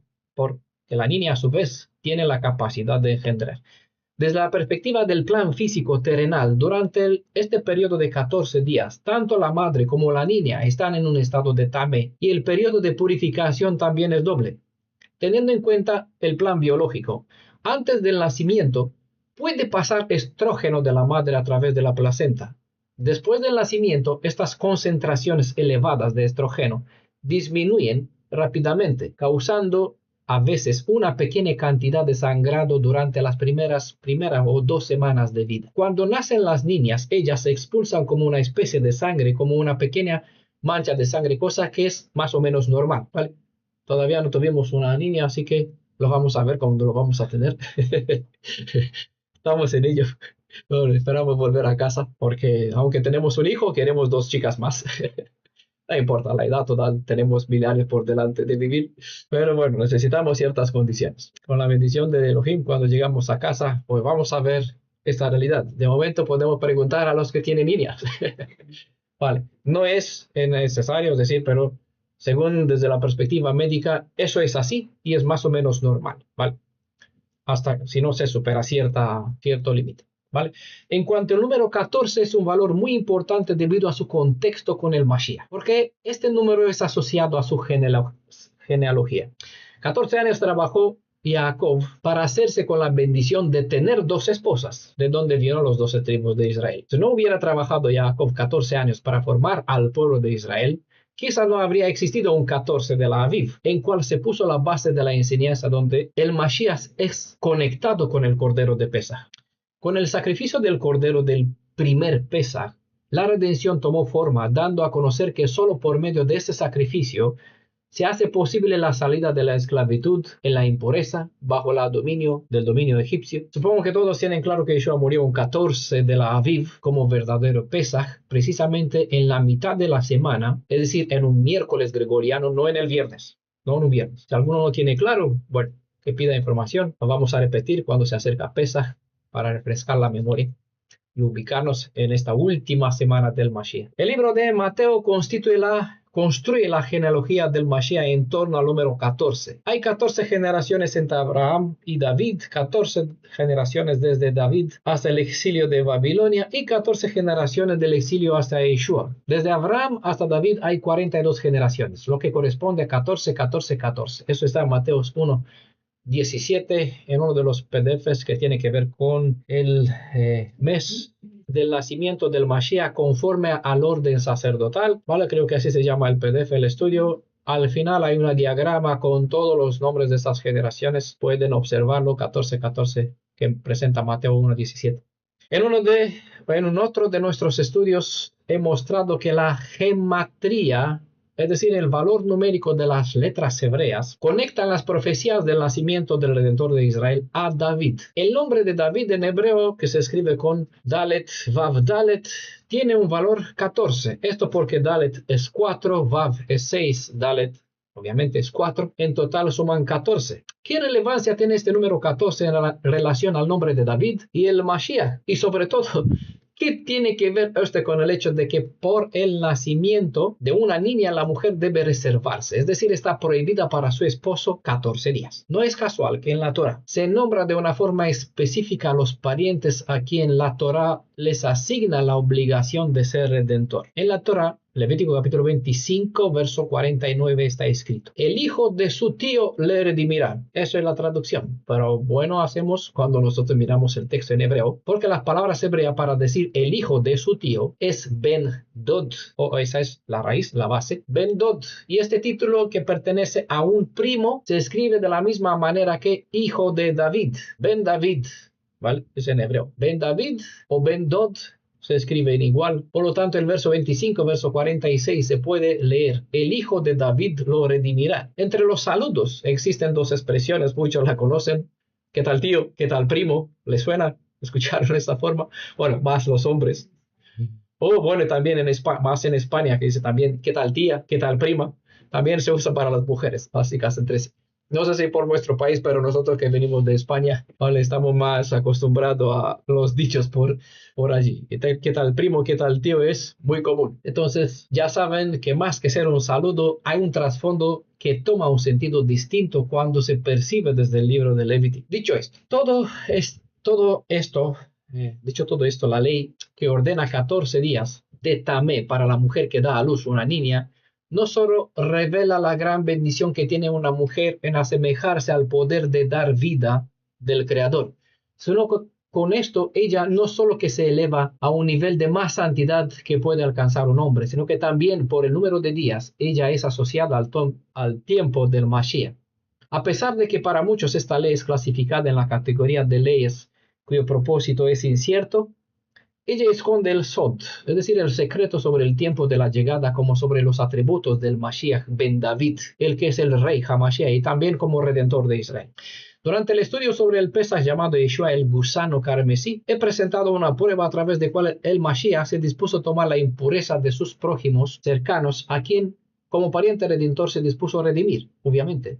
En 2 Corintios capítulo 5, verso 21 y primera de Pedro capítulo 2, verso 24, se presenta esta realidad. Además, el Mashiach, para ser un redentor, tuvo que disponer su cuerpo en sacrificio, como lo hace una madre al vaciarse de ella misma para dar posibilidad a sus crías o hijos en poder tener vida. Entonces, no es casual que en el Tanaj el Elohim de Israel se presenta como una madre, y en una ocasión como una madre que engendró 2 hijas, es decir, los 2 reinos en cual se dividió Israel, ¿vale?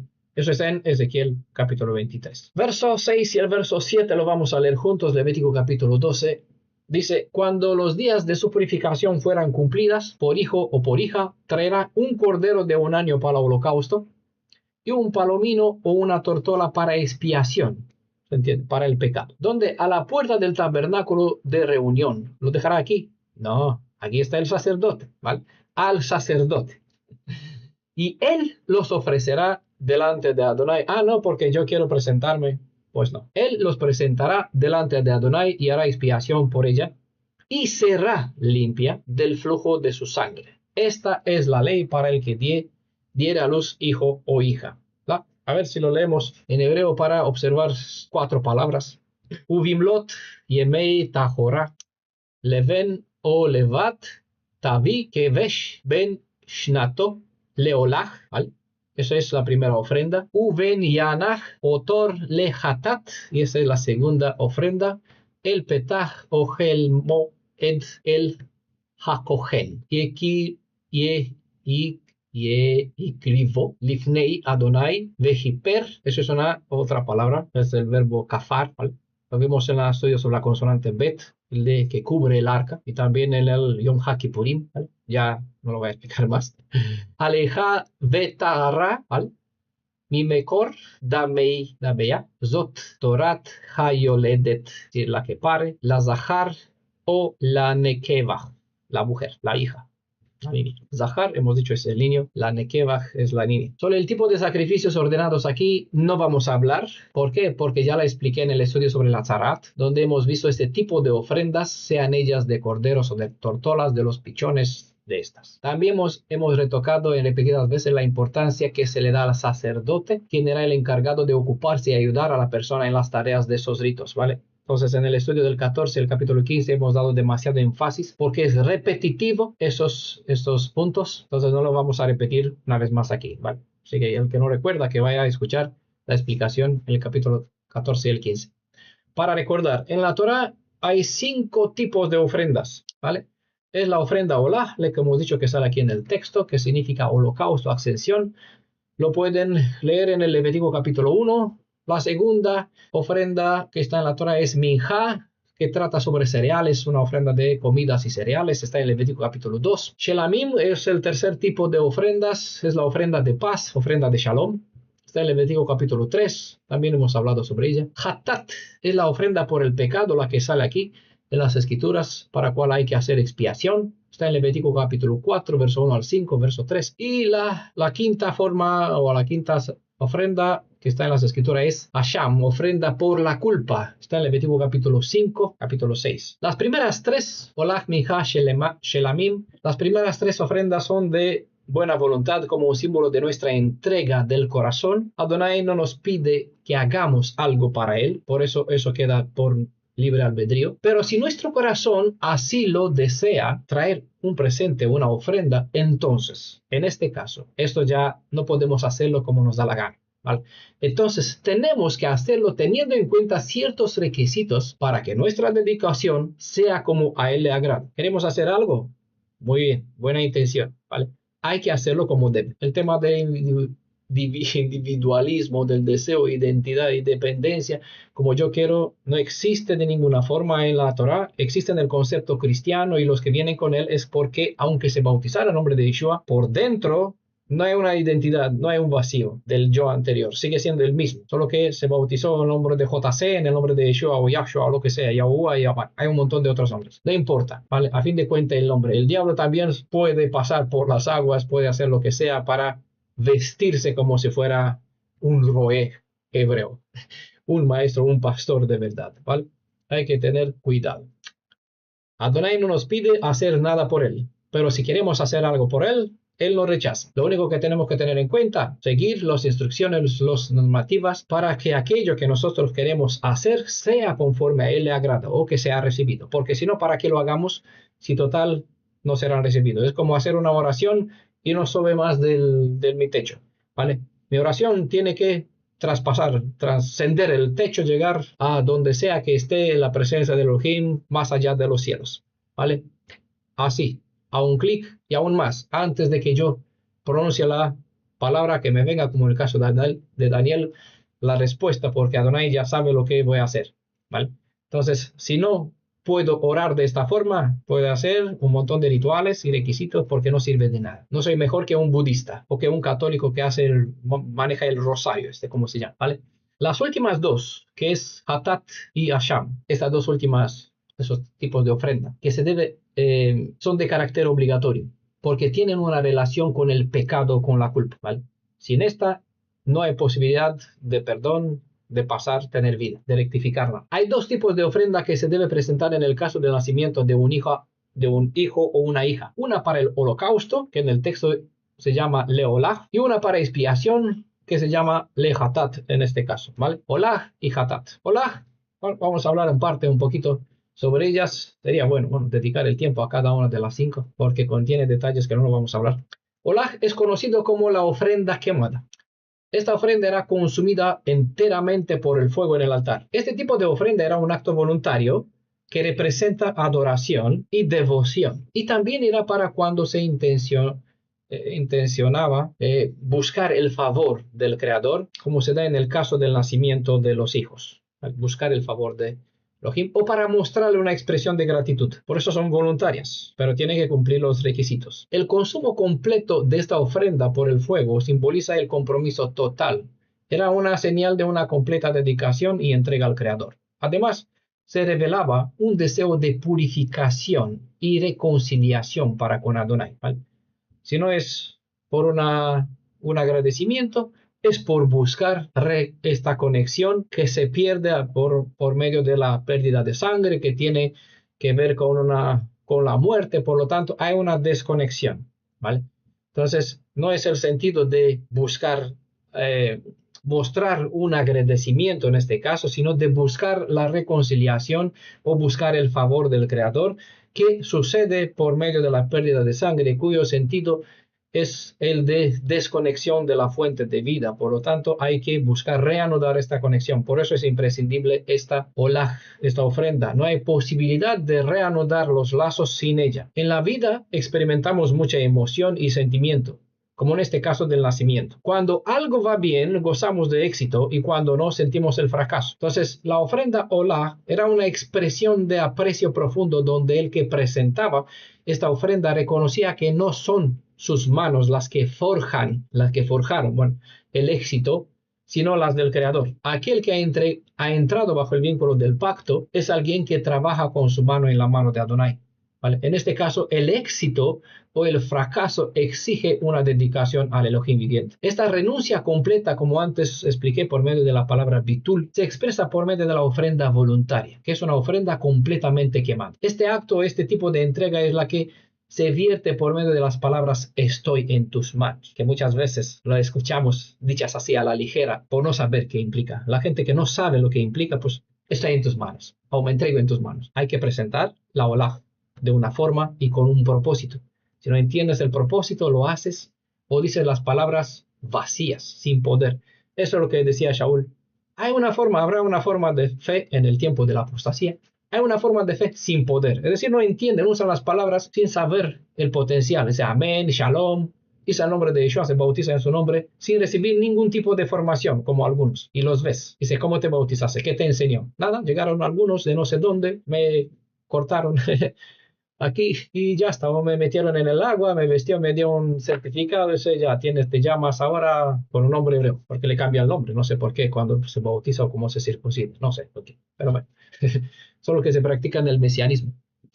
Cuando no se pasa por medio de lo que significa bitul, todo es un rito que no tiene valor, no tiene virtud, no tiene poder. Esta ofrenda quemada hace que las madres en Israel expresen como Eva, que adquirió un hijo con la ayuda del Altísimo.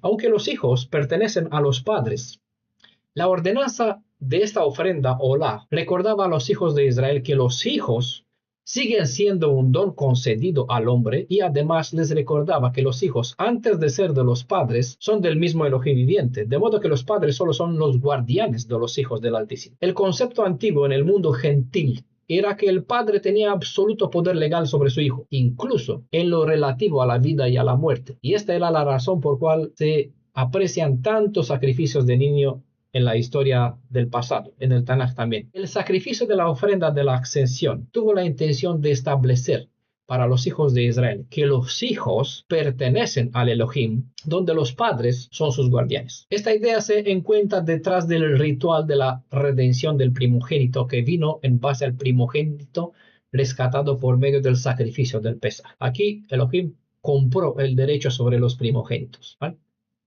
Los padres de Samuel, como de Sansón, presentaron una ofrenda de elevación como diciendo, debo dedicar a este niño a tu servicio, acepta esta ofrenda en su lugar. Tengo que repetir que esta ofrenda olá no está obligatoria, sino de buena voluntad. Pero como no estamos llevando presente al vecino, al colega de trabajo, etcétera, entiendan, sino al Creador Todopoderoso, no podemos, veo aquí a Ana Milena, pues al revés, por eso,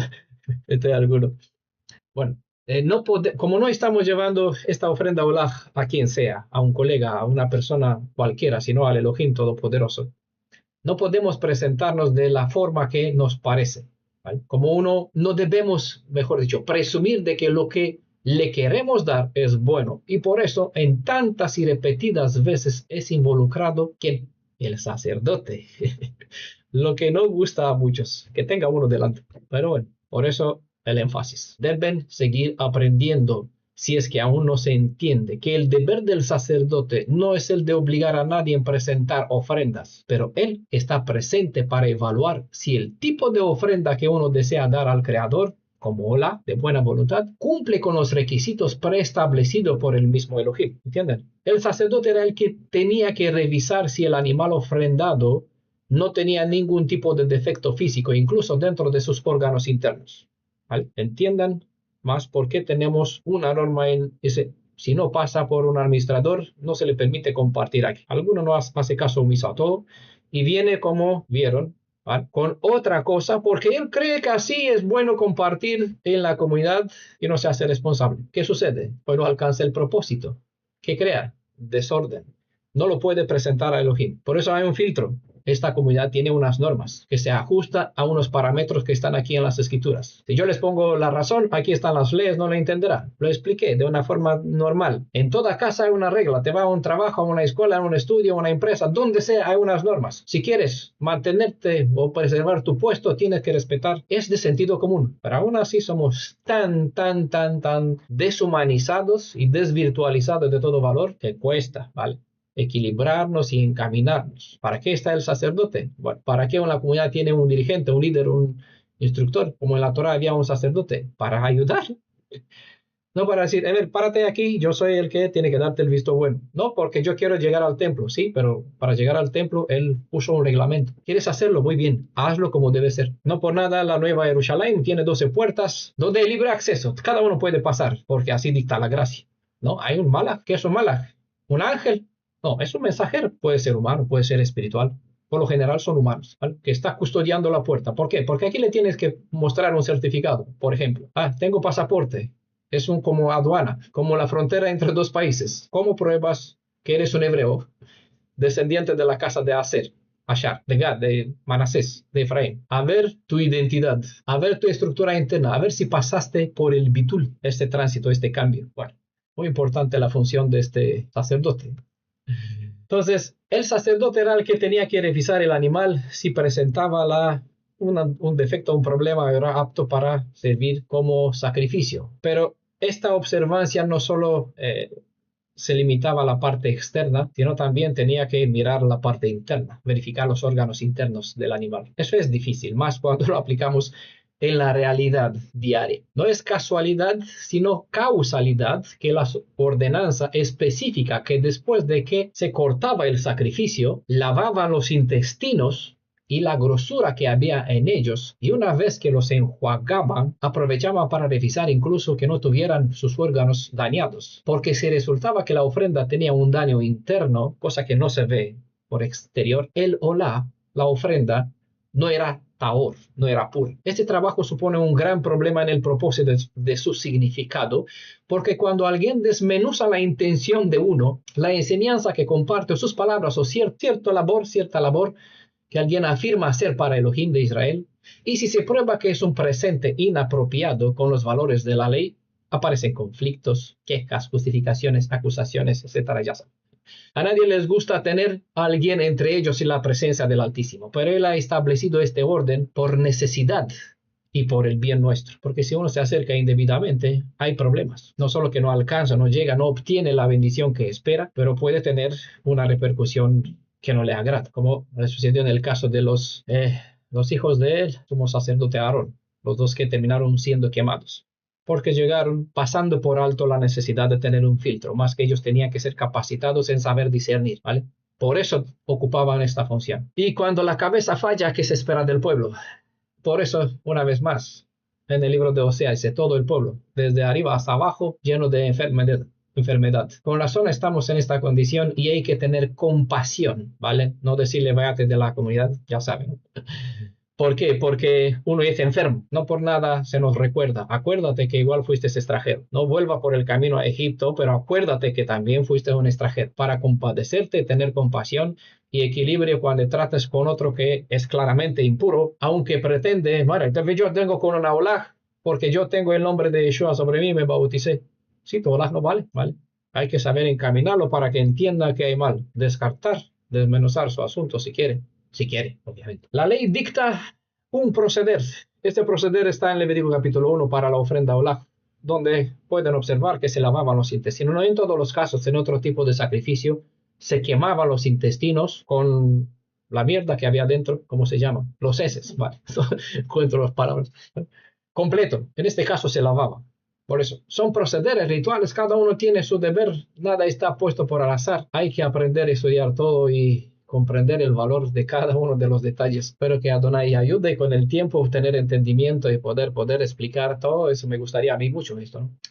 Entonces, la ley dicta un proceder y hay quien lean estas leyes y pretenden que están abolidas, ya que nadie sacrifica animales y por lo tanto ya hoy no se presenta ni uno de los 5 tipos de sacrificios, pero todas ellas son legislaciones vigentes debido al propósito espiritual hacia el cual apuntan esos reglamentos. El segundo sacrificio es llamado hatat.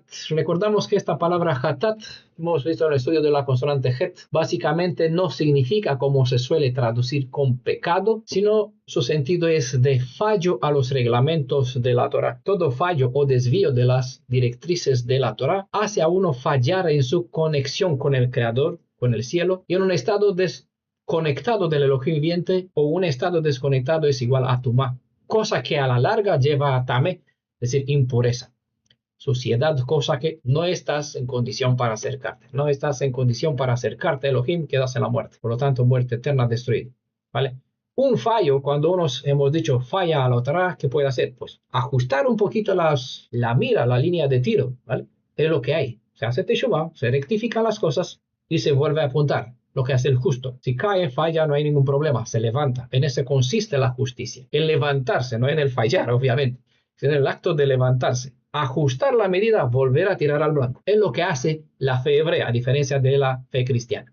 ¿Vale? Por eso nosotros no tenemos fe, tenemos emuná. Que fe también tienen los demonios. Pero ellos no reajustan la dirección hacia donde apuntan para dar al blanco, es decir, alcanzar esta conexión con el Creador. Sino están todo lo contrario, dirección opuesta. Con la ofrenda hatá se entiende que hubo una ruptura de la relación de pacto con Adonai, que requería en primer lugar expiación y en segundo lugar reconciliación. El sistema de sacrificios en la Torá proporciona, ¿vale?, un medio para la reanudación de la dicha conexión rota a través de ese sistema de ofrendas, incluida la de hatat. La gravedad de un fallo se sacaba en evidencia por medio del derramamiento de la sangre, que era imprescindible para la expiación de la reconciliación y la reconciliación. Todo esto es llevado en una luz clara por medio de los sacrificios de Yeshua, ya que todos los ritos dirigen hacia él. Es interesante este tipo de sacrificio, porque a pesar de que todos veían a alguien llevando un animal para el sacrificio, no sabía de que se hacía culpable o no se hacía culpable, no sabía por qué. Ve a uno que pasa por medio del campamento cargando un cordero, ya la gente ya sabe algo. No es bueno maquinar conceptos malos en contra de tu prójimo, pero la gente ve, ¿vale? Lo bueno es que no sabes con qué propósito. Por lo tanto, uno contaba o tenía la seguridad que no iba a ser juzgado por el resto, pero este tenía que acercarse al sacerdote, contestar ante este, y era el sacerdote quien presentaba la ofrenda y la confesión a la vez que hacía expiación por aquel. Nuevamente aparece el sacerdote aquí por medio. Dicho esto, nos preguntamos por qué la mujer necesita llevar un sacrificio de hatá. La ofrenda de agradecimiento es comprensible. Esa sería la ofrenda shelamim, como señal de gratitud por recuperarse después del parto y por tener un hijo o una hija sana. Pero no se ordena este tipo de sacrificio shelamim, ¿vale? Es olá, que tiene un propósito de buscar la reconexión, ¿vale? Y es este segundo tipo que es hatat, que tiene que ver con el pecado. Por eso la pregunta, ¿por qué la mujer necesita llevar un sacrificio de hatat? Recordamos que la mujer no comete ninguna falta al quedar preñada, lo que hemos visto en el estudio anterior, es decir, en la parte anterior. La mujer no comete ningún error, ninguna falta al quedar preñada ni al parir. Simplemente cumple con el mandamiento de Adonai, el de ser fructíferos y multiplicarse, según se ordena, es un mandamiento en Génesis capítulo 1, verso 28. Entonces, si no hizo nada malo, ¿por qué necesita expiar? El sacerdote hará kafar, ¿vale? Expiación por ello. Los dos tipos de ofrenda no eran pacíficas, sino una quemada y a la otra por pecado. Y su propósito era para marcar en la mente de los padres y la mente, en general de todo el pueblo, el recuerdo del origen del pecado, razón por cual el niño o la niña heredaba una naturaleza caída y pecaminosa. El cordero para el holocausto y la tortola para el pecado forman un paquete indivisible. De modo que aquel que solo considera que vale solo un tipo de sacrificio o ninguno, porque puede presentarse como él quiere, ¿vale?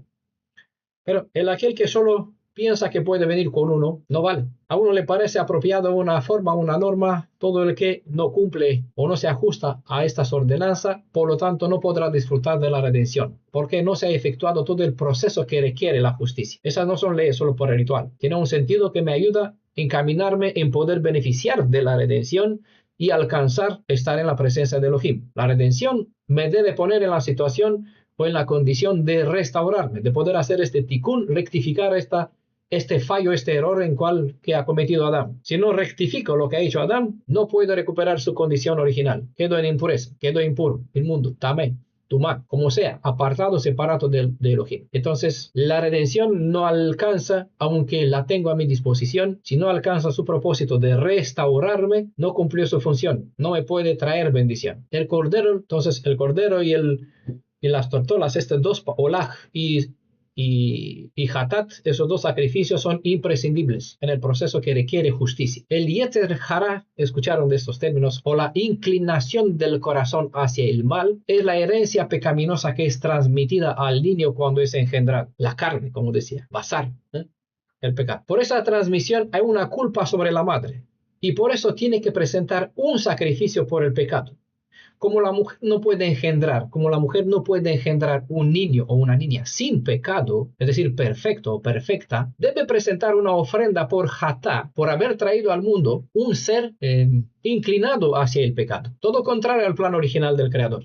Recordemos el detalle de los sacrificios. El detalle de los sacrificios no tiene que ver con alguna falta de la mujer, sino que solo tiene como propósito mantener vivo el recuerdo del estado de la caída como el de la transmisión de la naturaleza inclinada hacia el mal, como también el proceso para poder rectificar este fallo, este que está heredado, transmitido en Caín, en Set, en la naturaleza por Adán y Eva. La palabra expiación, que sale en el verso 7 en el texto hebreo, es vekiper, y viene del verbo kafar, que significa cubrir, expiar, reconciliar, purgar, aplacar, cancelar. La combinación de los términos usados en este contexto sirve para indicar que hay un remedio, hay un proceder, que si se sigue al pie de la letra se logra revertir el daño que Adán trajo sobre toda su descendencia. Kafar es asociado con frecuencia con los rituales que cubrían simbólicamente los pecados del pueblo, permitiéndoles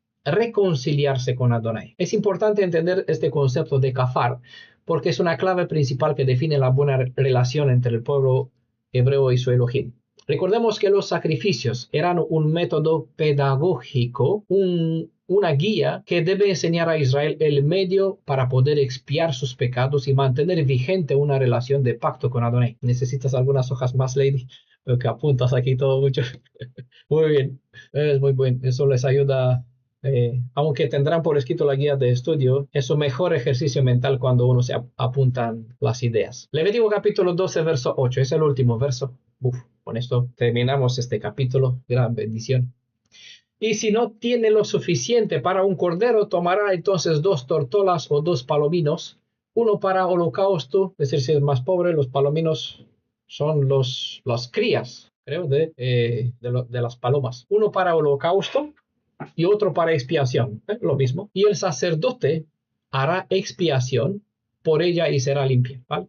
Hay el término Aolach, lejatat, vekiper, tajera. La última palabra vetajera en el hebreo que dice será y será limpia. Como siempre hay provisiones para los pobres, pero como vimos en el estudio sobre las leyes de Zarat, no hay excepción en presentar el sacrificio. Pobre o rico, no hay excepción de presentar el sacrificio. Si es pobre, no pasa nada. Limitamos o rebajamos un poquito el requerimiento del valor del sacrificio a una condición más inferior, pero hay que mantener el tipo de sacrificio, es decir, cumplir con olaj y hatá. Uno tiene que servir para eso. Aunque son un animal más inferior, puede cumplir la misma función.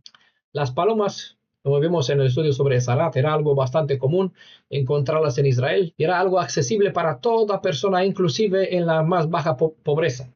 Para más detalle, explicación capítulo 13, explicación al capítulo 14, más bien donde se repite una y otra vez estos detalles. Las 2 tortolas fue la ofrenda presentada por Miriam, es decir, el más bajo posible. Miriam, que fue la madre de Yeshua. Cuando llegó su tiempo para cumplir con la legislación, verso 8, le estipuló, eres más pobre, no hay ningún problema, 2 tortolas. Fue la que Miriam presentó para Yeshua, conforme se presenta en Lucas capítulo 2, verso 22 al 24.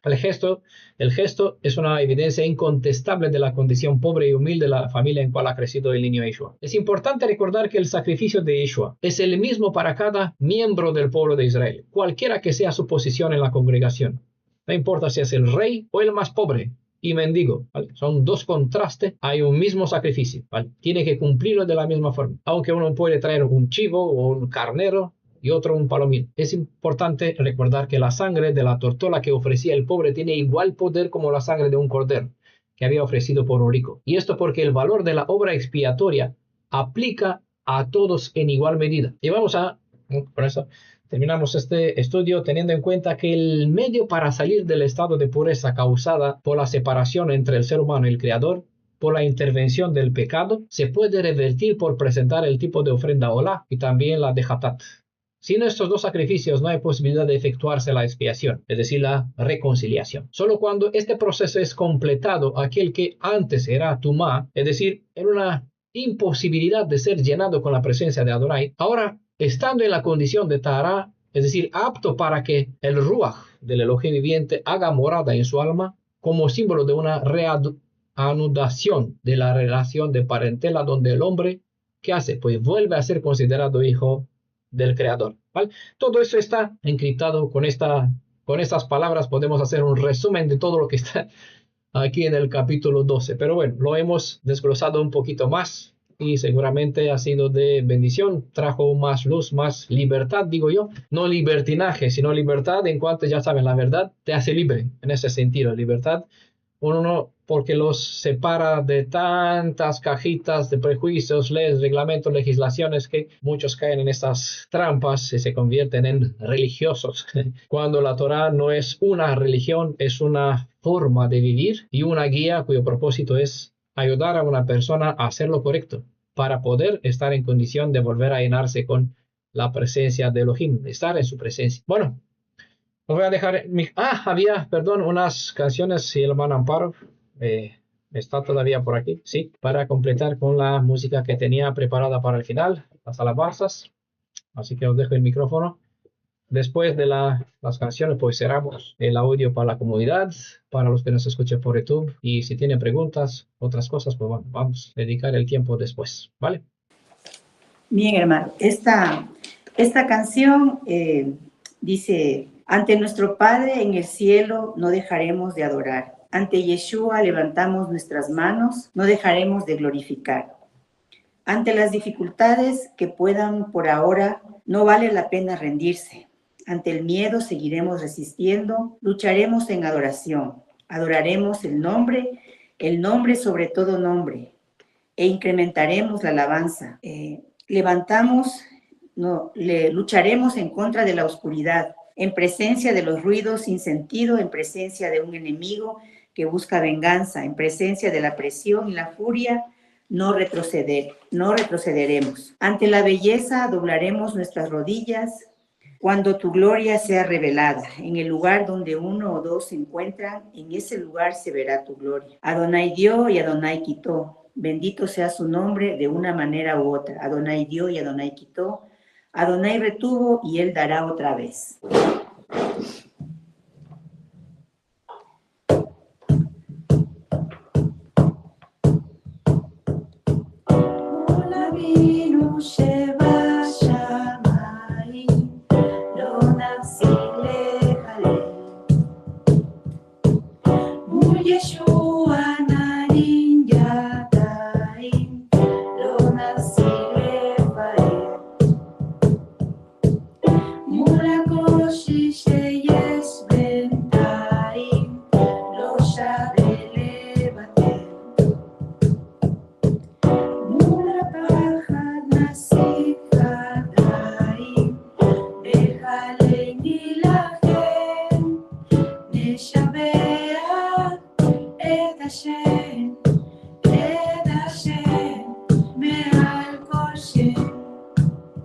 Ven a